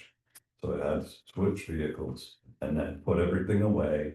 And punch out, so it was adding a lot of time onto it. It's the same if you're working on the back road, which. You usually are, Mhm. and say you get an employee that wants to take half an hour lunch. They're entitled to it. Well, if it was me, I'm not gonna eat up on the side of the road. I'm gonna expect I can come down, punch, cause you're gonna have to log out. Right. Punch out, take my half an hour lunch. Punch back in, so you got 15 minutes, that's a half an hour, right there every day. Right. So I mean, things like that are things you gotta look at, and if you're punching a time clock. What's the difference, if somebody's gonna watch you. And they log your time themselves, if they think you're doing something wrong, and you make a note. Of what time you saw this person, in Rutland or at Walmart or whatever. Right. And then you check it against that handwritten time sheet, I don't see what the big deal is about punching a time clock. Yeah. I think it's a waste of money and waste of time and a waste of resources, because I don't think any member of the board. Is gonna be down here and follow, don't now, I would love it. I mean, when Frank Haley was on the board, I didn't have to answer too many questions, because he was here every morning. And knew what you were doing, knew where to look for you. And he just knew what was going on. Mhm. So if you don't trust the help that you have, I say it's time to get new help. That's right. All right, well, with that in mind, this might be a good way to segue into the conversation about the road commissioner, road foreman duties. One of the things I sent out last week was a little scorecard where you could think about it and decide which way you thought a particular task should go. And, oh, so the one that I sent out with the packet was slightly abbreviated. It was actually had a list where you could make your own mark on whether you thought it would be a commissioner role, foreman role, or the board assistant role. Is that looking great right now, my counter at home. So no, let me make a couple of those.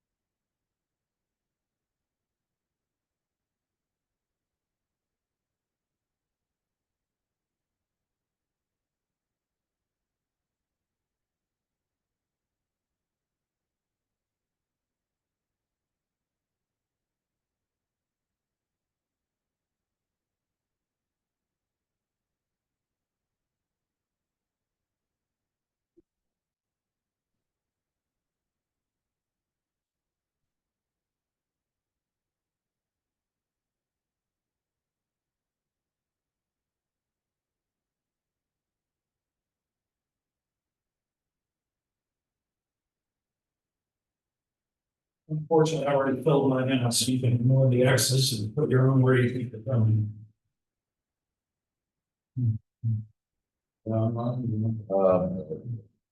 Let's probably be done.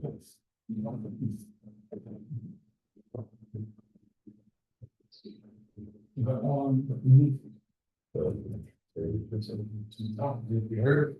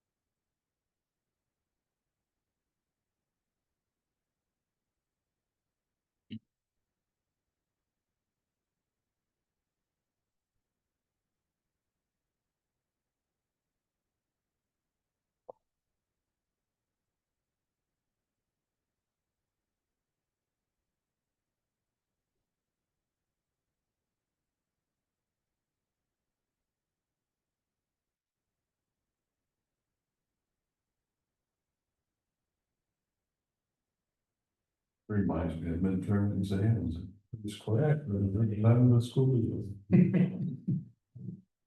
Please open your test booklets.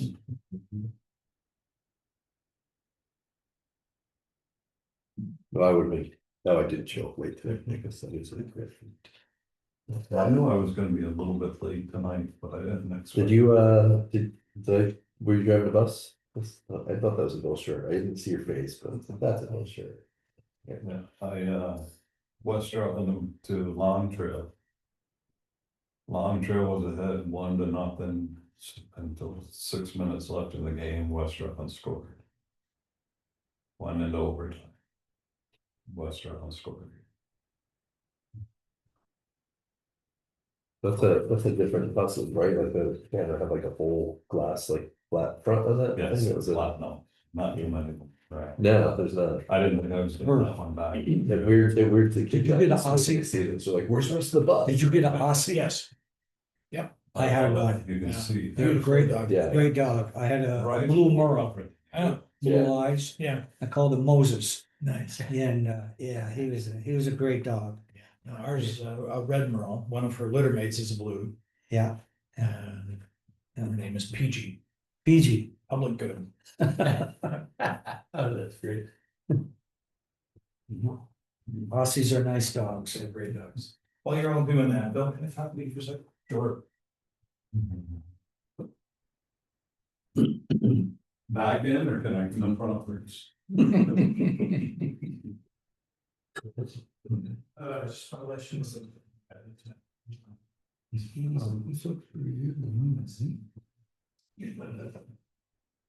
Oh, no.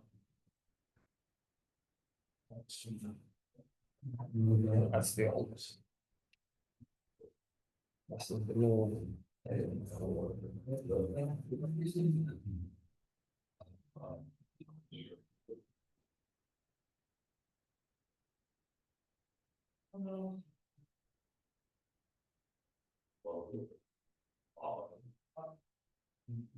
That's not great about being able to do big things.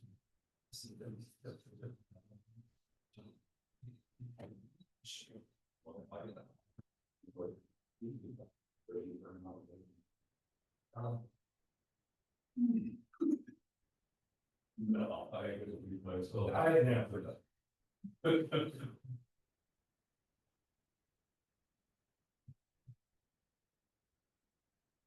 Either in the old sock and the potato chips, so I don't know if we can even so. No, I think her looks 3 years younger already. I didn't actually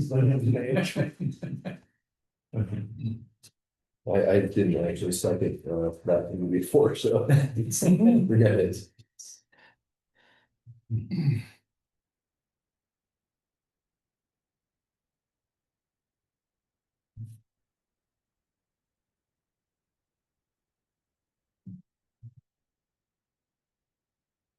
All right, are we ready to have a review? All right. So the first thing you do is just go down the list like a scorecard. Page 1, number 1. What's your vote? Commissioner. Yep. Yeah, Commissioner. Commissioner. Carl? I think I'll abstain from voting on this stuff. That's fair. All right. Number 2. Commissioner. Commissioner. Commissioner. Okay, that's 4. Number 3.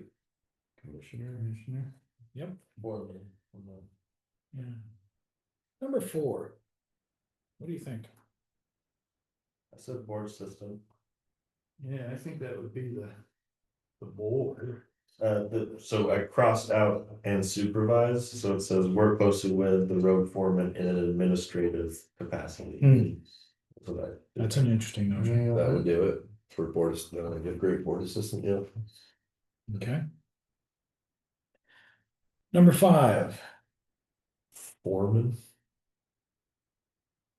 that one has a lot of cross wordage with a bunch of other ones, is what I saw, so there's 18 of the foremans is the same wording. Yeah. And then it also has a part about hiring contract labor that is also in the foremans. Yeah. So I didn't vote, I just, it's all the same verbiage. Mhm. Okay. If you wanna update verbiage just a little bit, CBPS is gone, it's union. Right. 2009 language, right? Yeah, not the. All right, so in general, are we thinking this is foreman or are we undecided? I had it as foreman, but Yeah, I have it as foreman and, yeah, I mean, Since that's the it's same. the director on of that, that's the 18, last right? one. But it says it like it, so is administrate different than where it says it over be responsible Be for responsible for contact. contacting, yeah. Right, so like what's what do those two different things mean, I guess, I don't know if that's important or not. So I mean, it is already, it's, in five, it is. For projects approved by the select board, Right. or right, like, so I don't think that's it's already. Kind of It's already out of okayed, the- right, like, hands. it's Yeah. already okay past the commissioner, I'd say at that point. Yeah, do we really need it? It's pretty redundant, really. If five is going to the foreman, then maybe it's Five already has the administrative. All right, so number 6, keeping a log of work performed. 6, I had foreman, but 2 commissioner, and I guess that's. Is our expectations that the foreman would be. Like, is it needed? I mean, it's great that Bill's here getting the updates, but if there's. Keeping a lot of all work performed and all that, is that just something that would go to the commissioner?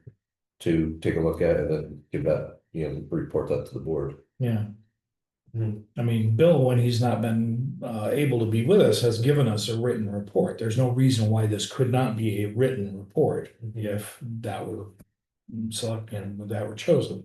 Which would include things like equipment condition, workplace injuries, statements of work request forms, things like that.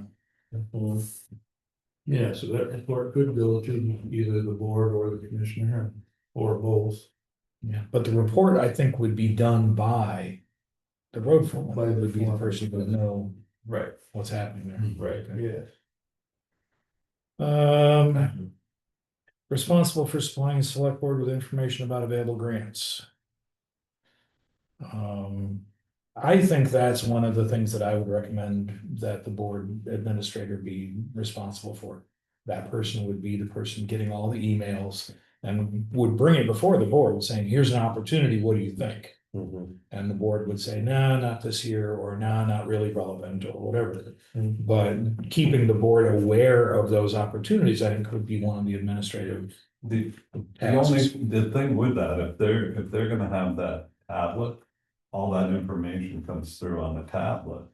And if you have the people working on the road every day that a certain grant catches their eye on an area of work that they know needs to be done, Right. it might be more of a benefit to have them. I guess. Choose with, I don't apply for anything, 50/50 grant, I don't even apply to. Right. It's either gotta be the 80/20 with our 10% off that, or we can do it cheaper. Right. A 50/50 grant, you can Right. usually do it a lot cheaper than what you get out of the grant. Right. But I think that unless they, you can set up designated jobs for the year. I've tried that several times. Every spring of every year, they change dramatically, because you never know what's gonna happen with Right. mud season. Something falls apart, right? So I think it has to be an ongoing rolling thunder to Right. be able to know what grants to apply for. And if they have that information, they would be better to know than somebody that's not out there doing the work every day. But Okay. that's just an opinion. I mean, obviously I don't care one way or the other. Yeah. how you do Well, it, I mean, the 80/20 as a baseline is a good thing to keep in mind, right? Like, ignore the 50/50s, which Right. I'm sure they come up a lot. Yeah, sure, they would. So, No, it seems like, given.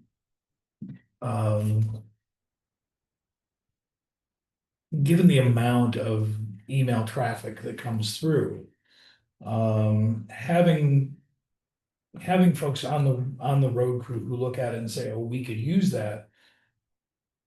Maybe communicating that to the board assistant to be able to say, we're interested in this. Yeah. Would you please follow up? That was what I was trying to Or the board assistant saying, I've just seen this, are you interested in me forwarding this to the board?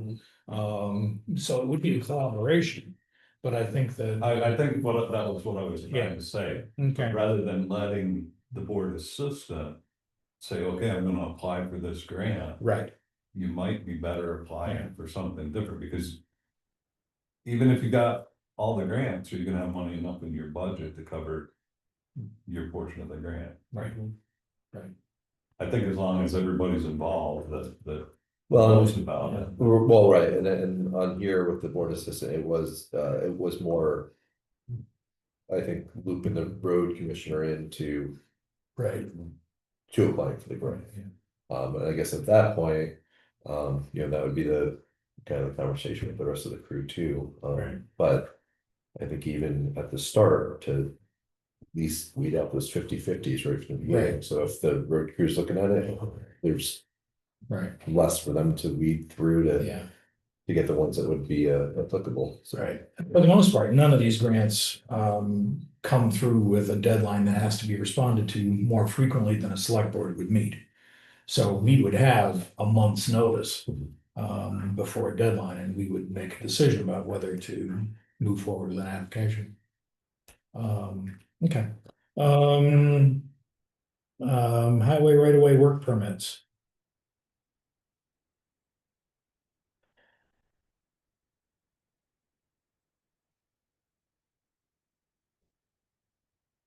That looks like commissioner.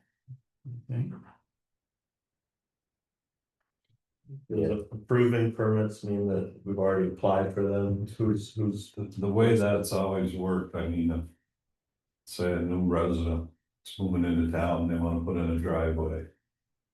It's always been the road foreman that went, looked at it, had them fill out their application, or any work in the right of way of the road. They fill out a work in the right of way application. I would give my opinion to the board, and then the board makes the decision whether to grant the right to work in the road. Which is actually a good point too, because with this wording, it sounds like it ends with the commissioner, but that's stuff that does. Still falls on the board. The commissioner, whether elected or appointed, has no authority other than. Right. decide. Well, and I'm thinking. That's why these things have to go in. Right, and right now the wording doesn't have the word. So, just like when we had the lane or whatever that we had to approve the name of, I mean, it's a similar thing, right? That seems like it could be done by the commission, and then instead they check off the means. Yeah. Lap. Yeah. For no reason other than to save time for the Right. foreman. Yeah. Okay.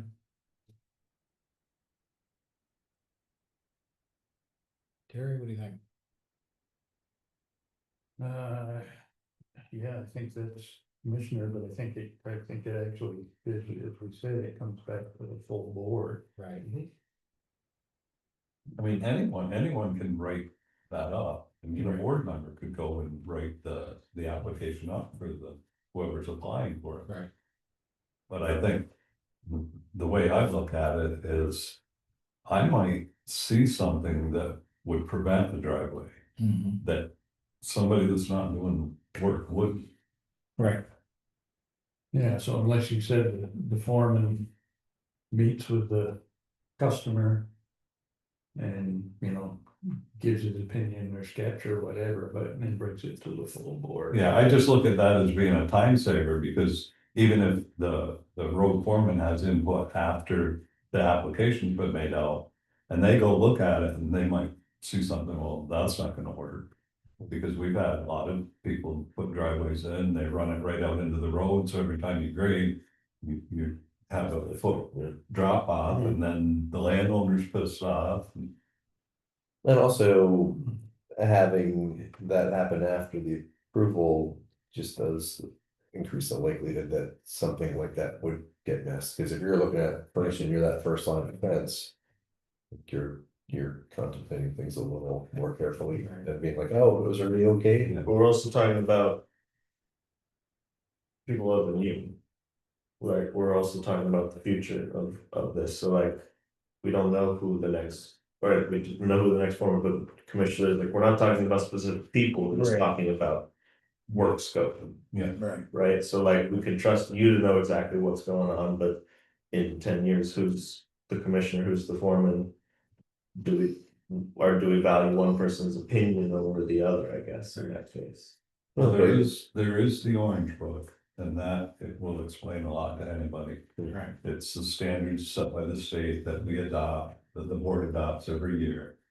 And you have to sign off that you are doing the best that you can to maintain their standards. And there's a lot of information in there, driveways and everything that would come before, you know, with the work in the right of way application. Just keep in mind that you will not see boring maybe. Well, so I think I'm thinking for that, instead of just the approved permits, I mean. Maybe change approved to bring permits. For work to be done in town right away, including driveway cuts and power and phone line burial to the board for approval, Yeah, right? I think it would be like review those permits, right? That would be the first line of review. Oh, right. And then, you know, make a recommendation to the board about accepting, revising, or rejecting. We can make recommendation to the board. And that falls under. Who are we thinking? Maybe foreman, well, maybe it's make recommendation to the commissioner. Would it be foreman the commissioner on that one?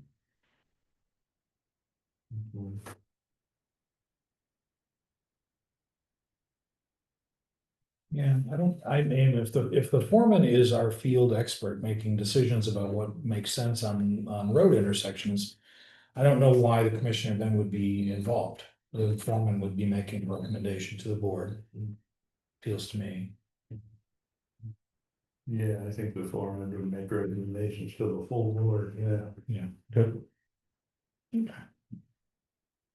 Number 9, public relations, including things like landowner communication about tree work and drainage work. That should be everybody. That should be a service request that should. Well, and also that's another one that I feel was similar to 3 under foreman. As far as the manage operations of department and respond to public concerns in a consistent professional manner, so it's Yeah, I mean, as I'm reading. pretty similar. Yeah, as I'm reading number 9, this is sort of about specific large projects. Right, we're gonna mess with the right of way in front of your house. We're gonna cut a swale, we're gonna remove a bunch of trees. The kind of thing we've dealt with up on the upper end of Coy Hill. Right, and so we have to inform the property owners that some significant thing is gonna happen adjacent to their property. If the property owner wants to take down a tree or do some work on the right of way, that's the prior one. That's the service request form, and it comes to us and we write it. Yeah, but this feels to me like we're gonna make some big old change to a road. And you need to know that because it's gonna change your streetscape. Well, I guess I'm wondering how in the weeds that explanation to the homeowner would be, because if it's just more of a informed, you know, you're gonna be inconvenienced for a week or two while we're doing some, I mean, that might be a board assistant thing, is that they, you know, because maybe they might have to reach out once or twice or 3 times to show the person a message, and that might not be the best use of the written forms time or owner's time. One of the things On that one, when you're looking at dealing with the landowner in that aspect, I would say road commissioner. Because the road foreman could stand on a dirt road and a neighbor's pissed off about hitting a pothole, and you can waste a day's time arguing over that pothole, which is just, it takes a lot of time to deal with property owners, especially when you're walking over a project with them and, you know, trying to negotiate what can be done. I think that would be more the road commissioner would have more time to put into that than the actual everyday working man. Yeah, and I think, you know, one of the things about that is that we need to do that as early as possible in a project scope. So that the property owner can come to the board, as the folks did about Coy Hill, and say, we really don't like what you're planning, we'd like to rethink that, you know, and have that conversation, you know, the day before the bulldozer comes onto the job site, right? So, I think what would need to happen if you pick a project, or the road foreman picks a project that he wants to do.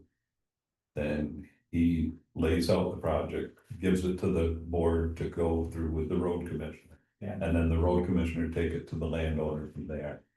That way it frees the road foreman up to continue maintaining the roads. right.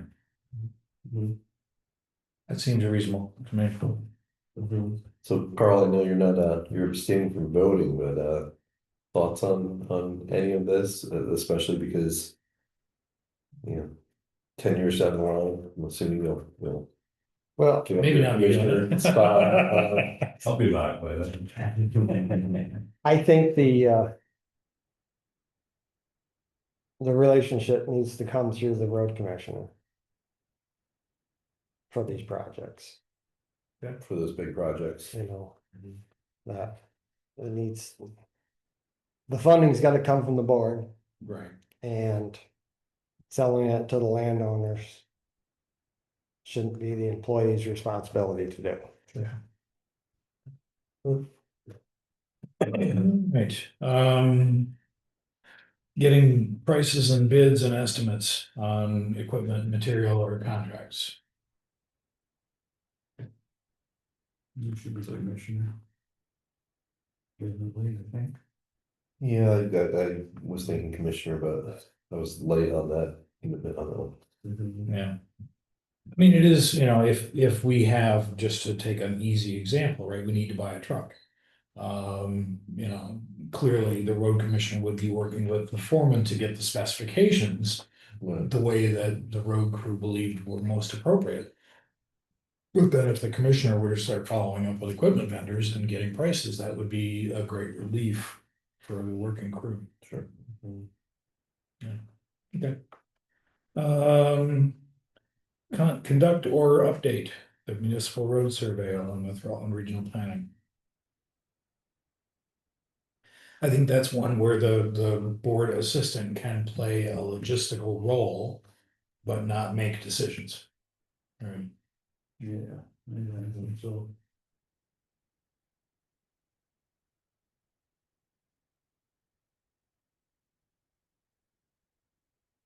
I agree with that. But which do you think? Do you think that would be a foreman or a commissioner? Skeevy on that one.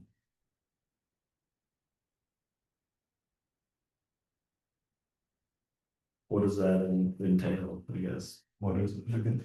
Conduct and or update the municipal road survey. Conjunction with the other regional thing.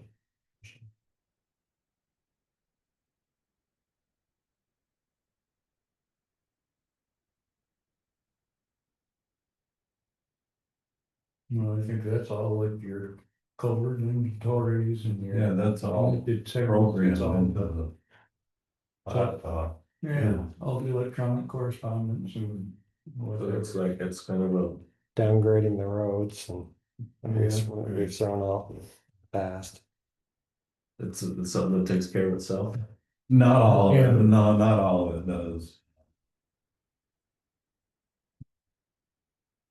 I'm not sure, they had a form that we had to, turn into regionals in the past. Right. I haven't, because we've been doing the updates and everything, and they've just updated as we went along. But I'm not sure. That might be one that you would wanna see if you could get the information from regional to see just exactly Yeah. what that details, what they're looking for Yeah. the update. So maybe that one skews toward the board assistant, and the board assistant gathers whatever information she or he needs to complete that work. Okay. Posting roads. I agree with with your X on that one. Foreman, I think, yeah. Okay. Maintaining accurate records related to the highway department. That was vague, so I didn't really answer on that one. Right. Yeah, what kind of record? That's everything, probably, time sheets, material, comes from the right source. Voting the bills, and Yeah. making sure staying within the budget. Watching line items real close, because as we all know. Or the chances are that Peter's gonna rob Paul along the way. Yeah. I mean, is that something that the board assistant can hopefully? I would. But I think as far as maintaining the records, it would be more of a road foreman's duties for the highway to. Yeah, Hmm. yeah.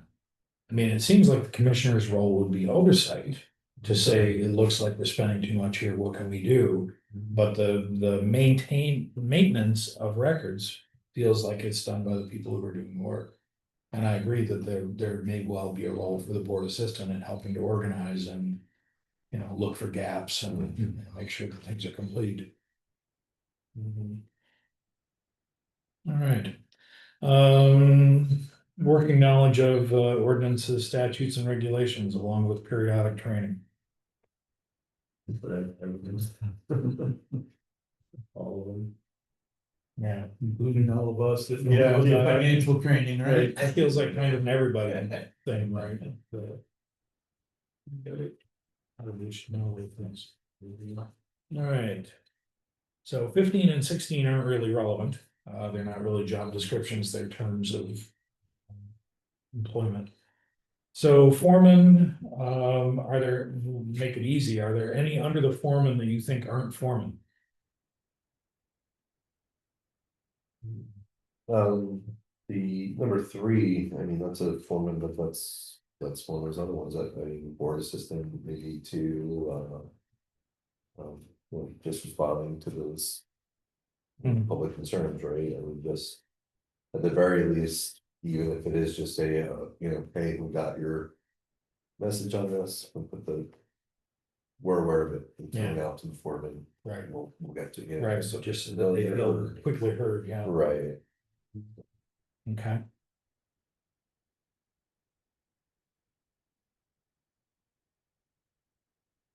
If that's, now that I'm thinking about that, it may also be a role for the board assistant in number 4.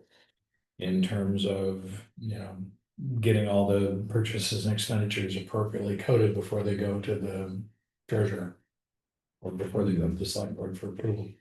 So I think there may be some coordination work there.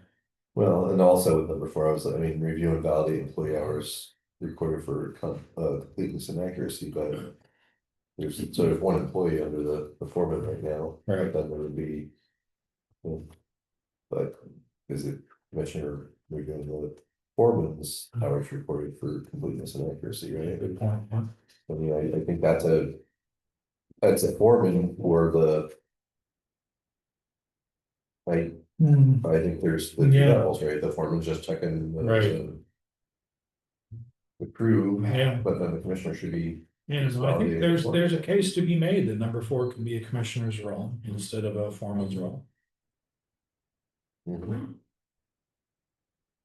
That's an interesting thought. How do timesheets get submitted currently, like that would mean. Completing them even earlier, so that he could hand them to the commissioner, so the commissioner could get them in before Tuesday. Get the whole step. Well, I don't understand what you're talking about. The way that it works right now is. I do the coding.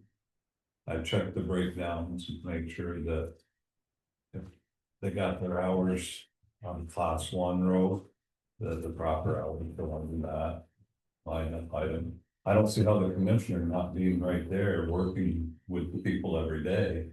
Is gonna be able to verify that that's where the hours went, I think that would be totally a road foreman's duties. Okay. Right, like what are you cross-checking or validating them against, it's just seeing if they're completed or not. All that a commissioner could do, I guess. In that case.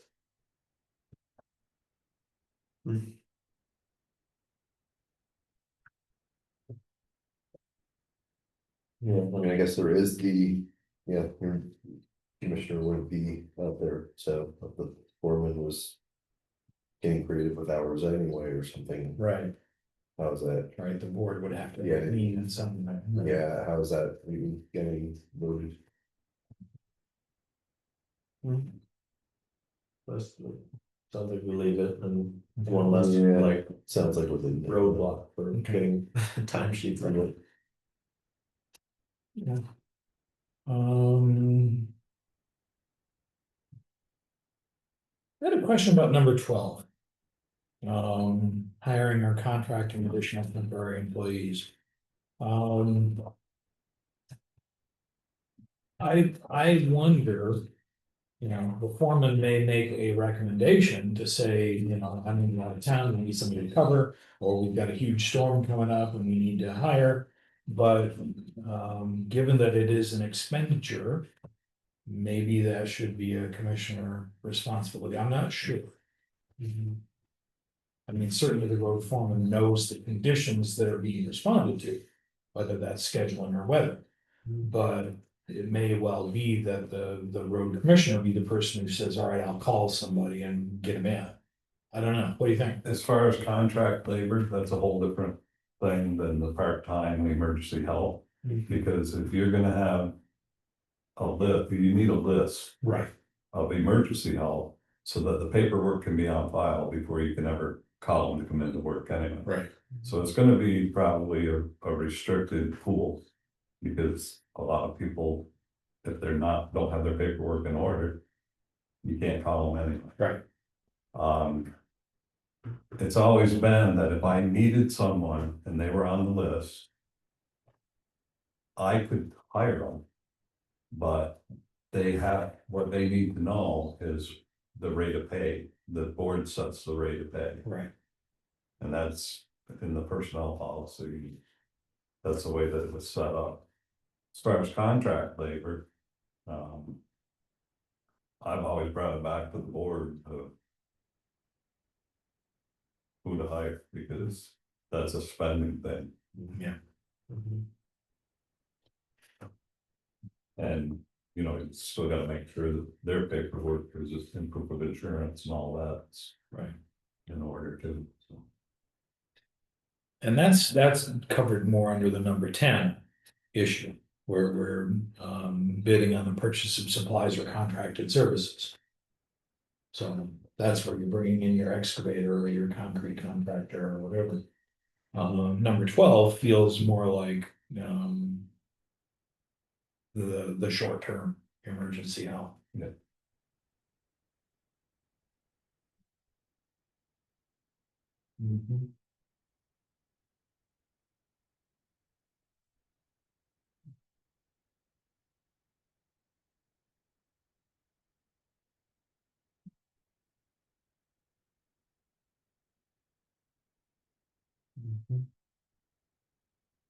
Yeah, any other amendments to that? List of foreman's duties. Well, I mean, both 7 and 8. Require that to go up to commissioner as well, I think. Right, so I mean, there's foreman handling the road crew, you know, health, wildlife, and just the level of management there, right? Because I mean, if there's a personnel issue from the highway department that happens to be between the foreman and the road crew, when the commissioners gotta get involved in that. Right. And then the annual review, although would that just be a board thing on the foreman side, or would that be commissioner doing the annual review of the foreman? That's laid out in the personnel policy, because there's the chain of command, it's all laid out. Okay, with the chain, okay.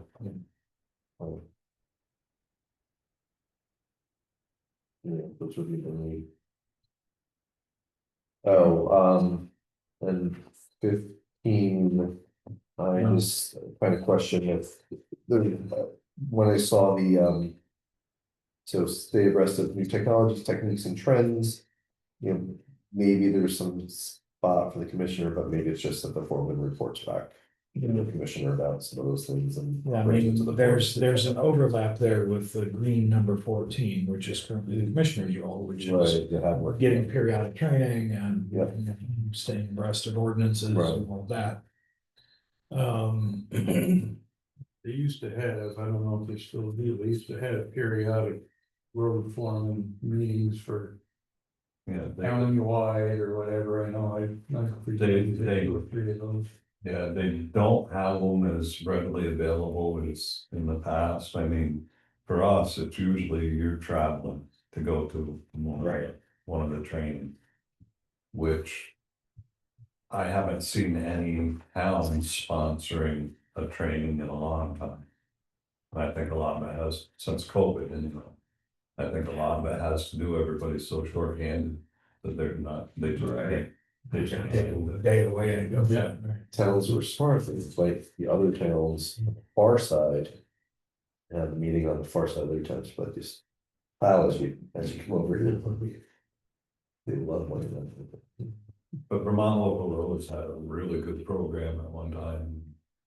They did some really good trainings and they were available like in a month's time. There were 3 or 4 locations right in this area. If you couldn't make a specific training, there was always another one close by. That now they're just so spread out. Yeah, if they have really, if they kind of cut them back since COVID, I think under current conditions. I don't imagine they're gonna be coming back with all the I cuts. mean, I still get funding. notices for something like that. Billy, you still get information from Vermont local roads? Yeah. Good. Well, it's through the state now. Yes. They're not their own, Yeah, they're not their own. Yeah. They subcontracted that out, but now they're that. But the town might vary that they have all the vendors there. And that's. I haven't been able to make that the last 3-4 years. A lot of information there. You can get a lot of information. You can find a lot of private trainings through the local contractors and stuff, because they're all there looking to be able to hire help too. So they'll do demonstrations, people can go and try out equipment. It's a pretty big deal. That's the only one really that's been fairly close by in the most recent, since COVID. Right. And a lot of stuff now is online too. All right. Well, good, thank you everybody for going through this. Who'd like to compile and move these 2 descriptions forward? Our new board will that, any other? Anybody else got any additional notes on the minutes or? Probably not more complete than hers. What's that? Probably not any more complete than hers. Right, yeah, I will get you something in there for something. I can send you the Word version of both job descriptions, so you don't have to mess with the PDF. And That would be great. He does get touchy.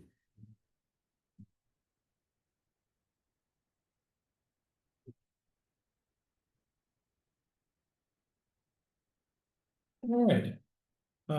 Solid waste. Solid waste, there's big dump day. Coming up rapidly, yep, October 4th, Patty is. Put together a postcard for us, and our only question was if we were gonna. I think our only question basically was if we're gonna maintain the current or existing language for. Pricing of refrigerants and so forth. Everybody wants to look at that, I didn't see any. Problem with it, I think you need to get it printed and posted. As soon as possible, some of them can be posted tomorrow if we don't have any issues with it. And I will work transfer station that day, so. Oh, cool, thank you. Yeah, I believe. Amanda wants to work down on West Street and. If everybody is available, or if you're not available, just. Let me or somebody know, but So we can try to make other arrangements, but I won't be available. Bill won't be available, but I mentioned it, I'm pretty sure I discussed it with Philip and Chuck. Yeah. And we was revisit that, but I know I mentioned it. All right. Was it 7 last year or was it 7? It was for the, Yeah. for the fall. And I remember We that. just changed it last year, or 2 Yeah. years ago, it's always been 6, but it's still started It's to really 6, Also, so. I mean, we walk around with I think, lights on your headlamp or headlamps on your head, and I mean, it's. at first I didn't think I was gonna be able to make it, but I think I'm getting a babysitter again. So basically I'll be kind of working for free as I pay the babysitter. Got a good fishing pole last time. You pretty well, You you pretty well work for free anyway. It's the week that you get that makes it work. all right, correspondence. Okay, correspondence, we had a couple of postcards. Town fair. 2025 from VLCT. And my EMA app, emergency preparedness plan. Anybody wants that, otherwise I think I'll probably just file them and recycle out there. Going once, twice. All yours. Then we have the Middletown Springs Historical Society September newsletter. We already took care of the application for the Conservation Commission and the big dumpster they posted, that's it. Excellent. All right. I haven't gotten anything interesting by email, so I'll add to that. Let's pay some bills. And there we go.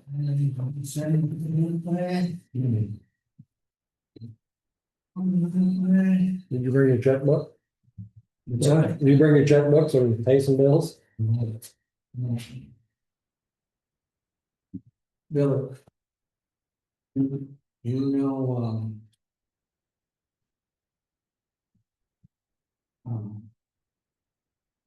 I'll be with you in a minute. Dave Hicks, right? No, I heard he wasn't doing well. Yeah, he passed away. Yeah. It's a blessing. He suffered a long time. And whatever Rod Stark told you, don't believe a lot of it. You have to write a book. Ron's a good boy. Yeah.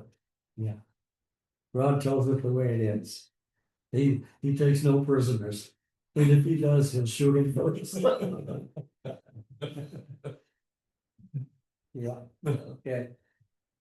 Herb, thank you so much for your time. And your commitment and all your devotion. I should be committed. And if you wanna talk dogs, Moses had a psychological problem. And Aussies do have. Every time I wanna go to Maine, Moses would get sick. Yeah, I wanted to go fishing, he see the fish pool. He gets sick, mom, I go. That's what they said. Moses, what's wrong? I just resold them myself, but. I You wanna go to Maine, you know what the vet said? Robert, I know you're going to Maine, he's funny. And I drew them down. He's quite funny. Good night, gentlemen. Good night. Good night, Robert. Yeah, I used to drive it back and forth every week between here and Boston, and I was working at it. And the cats would go crazy as soon as we crossed the line into New Hampshire. They did not like New Hampshire at all. Run it through the state Just police. freak out as soon as you get in. He looked pretty, Rough news letter, started gold, it's only 3, but she had a line, so it's like 5% of dogs we had it where. Damages the kidneys and apparently she's a 5%, so she's. Let's say like maybe 2 to 5 years now left in her. She's fine, when she doesn't know. She's not that Right. but the cost of her dog food just went up significantly as we had the liver, the kidney, Yeah, very better. I gotta go to an internal medicine one in Europe somewhere to get the text better, get a better idea. So in the meantime, it's been giving her peanut butter, biscuits. I'll call her, and she won't hear, it. I'll be like, cookie, sprint onto the front porch, sit down, waiting by the door. You're such a jerk. The small animal vet clinic in Granville's closing I mean, I used to go there when I lived in Paula. sometime in the next week. What is going on? They're closing, they don't have a vet anymore. Oh, The vet's getting done. I go to the Castleton Corners, Yeah. veterinary clinic is where I go now. The Pulte one's closing? No, the one in North Granville there.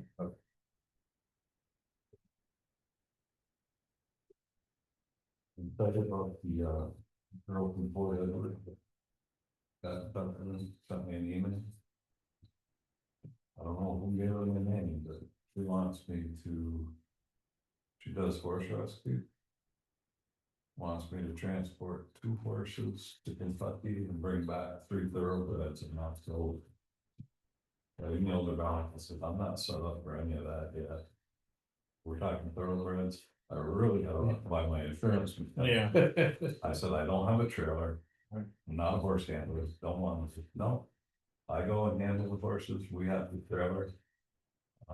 The overlay will pick up room and board. And they're talking. Outrageous and I heard Sarah probably. You know, there's a big demand for that. So The right people. but I don't know. That's what. He's like, I've got the bolt cutters, we're gonna show up at night. I just. Thoroughbreds, I don't know, they're pretty high strung. Yeah. Boy, if you get in with the right movers and shakers, well. Friggin' horses in Kentucky, Well, I've been looking for a 30-foot gooseneck. And. I had to go over to Billy O'Neill every day. Got a 30-foot gooseneck sitting over there, that's never seen salt. Yeah. Paint starting to flake a little, just putting it in the top this one and sandblast and re-stenciling it and all that, so. I'll keep it in line.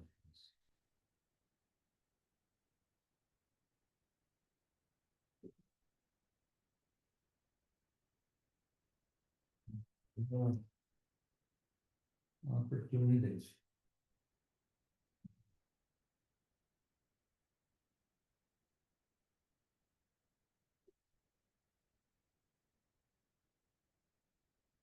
You can get it dirty. Yeah. No, that'll put you over 1,000 miles too. Good suited, dirty.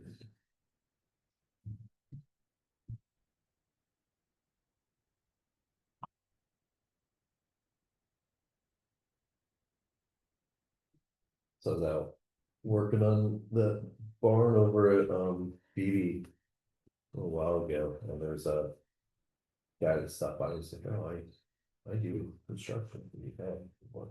I was like, I'm just trying to get the roof done. I don't know if I'm really doing it myself. And he's like, oh, I can do the sheeting again. I can do the metal another day.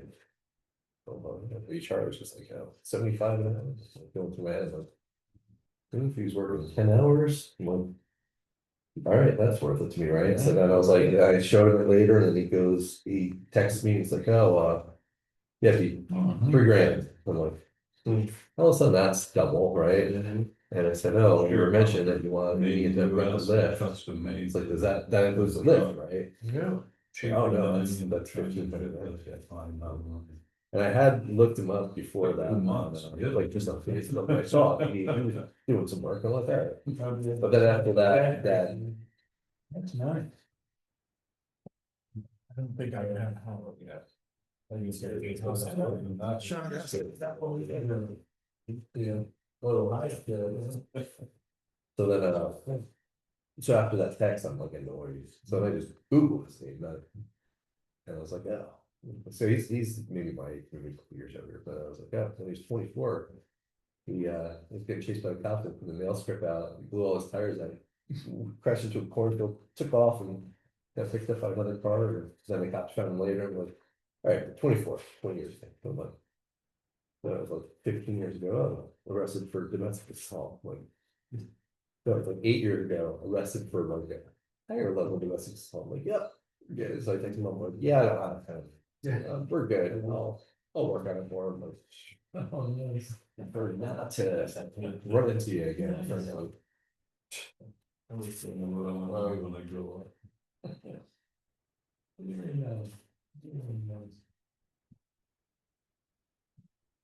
I did have a friend finally make it out that knows more what he's doing, and I was just showing him like, yeah, I was just pulling stuff down and replacing it.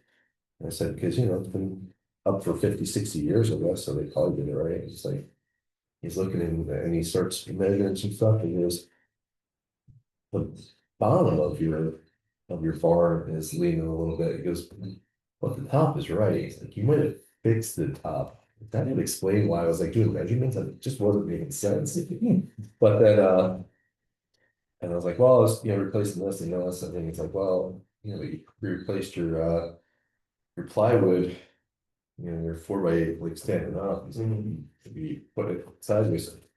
I was like, yeah, I pulled theirs down, put mine back up. And I'm like, yeah, I'm getting more and more of an impression that they did it a little not right. And then he looked in the front and he goes, oh yeah, he's like, yeah, where their sheathing was here, it's 8 foot, and that's 8 foot for that first floor. So he's like, so maybe you can knock that off right at that joint.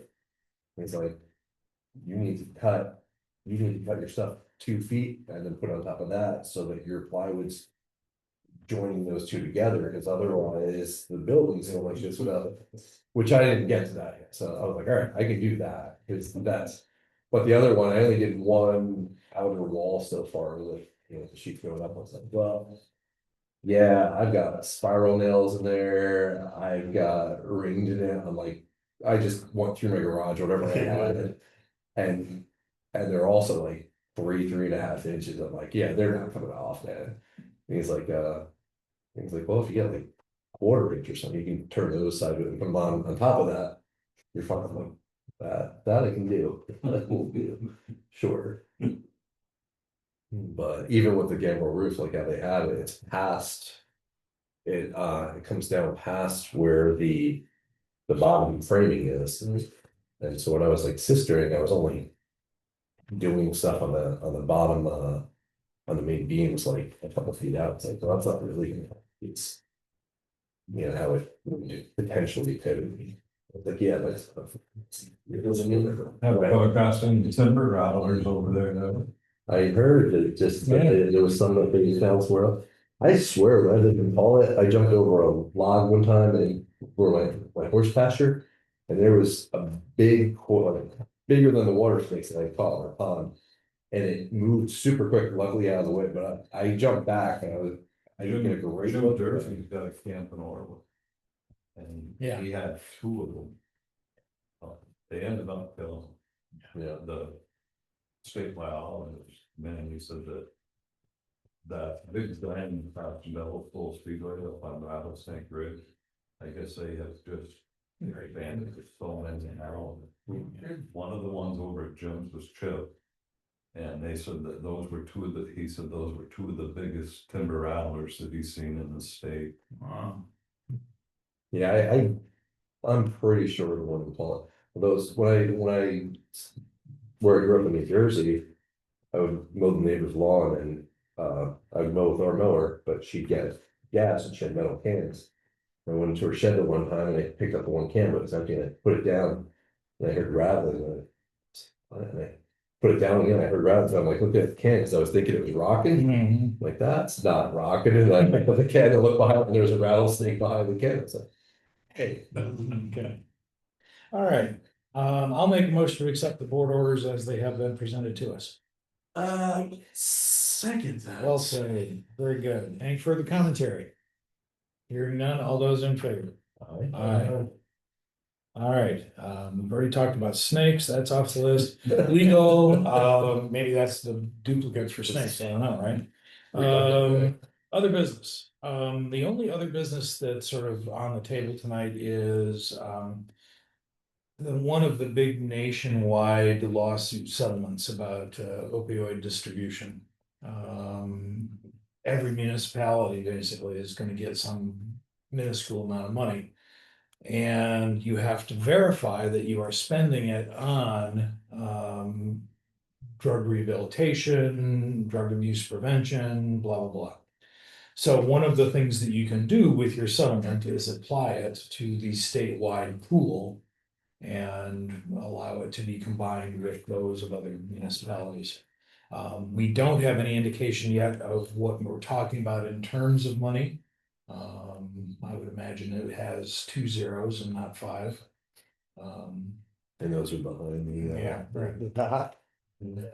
Write me a check and I promise not to do it. There you go, nice. So I would make a recommendation that we accept the settlement. And that we apply our distribution to the statewide fund. That seems reasonable. I think that is, I think just like with the parsnip on my road, it's better to keep it out of your area before it becomes a problem, and so I think that is much like this. Okay. All right, so I will fill that form out tomorrow. So the last thing we have tonight is executive session to discuss the applications that we've received for the select board assistant. We've gotten 4. So I will make a motion to enter executive session to discuss job applicants. Second. And you don't need me. And we don't need you for that, Bill. Thank you very much. Thanks, Bill. Night, folks. Good night. Move those rocks up there, would you? Bend at the knees, not the back. All right. Enter So- executive session. Yes, Shut whatever that time it down. is at 9:39 PM. And go on Zoom.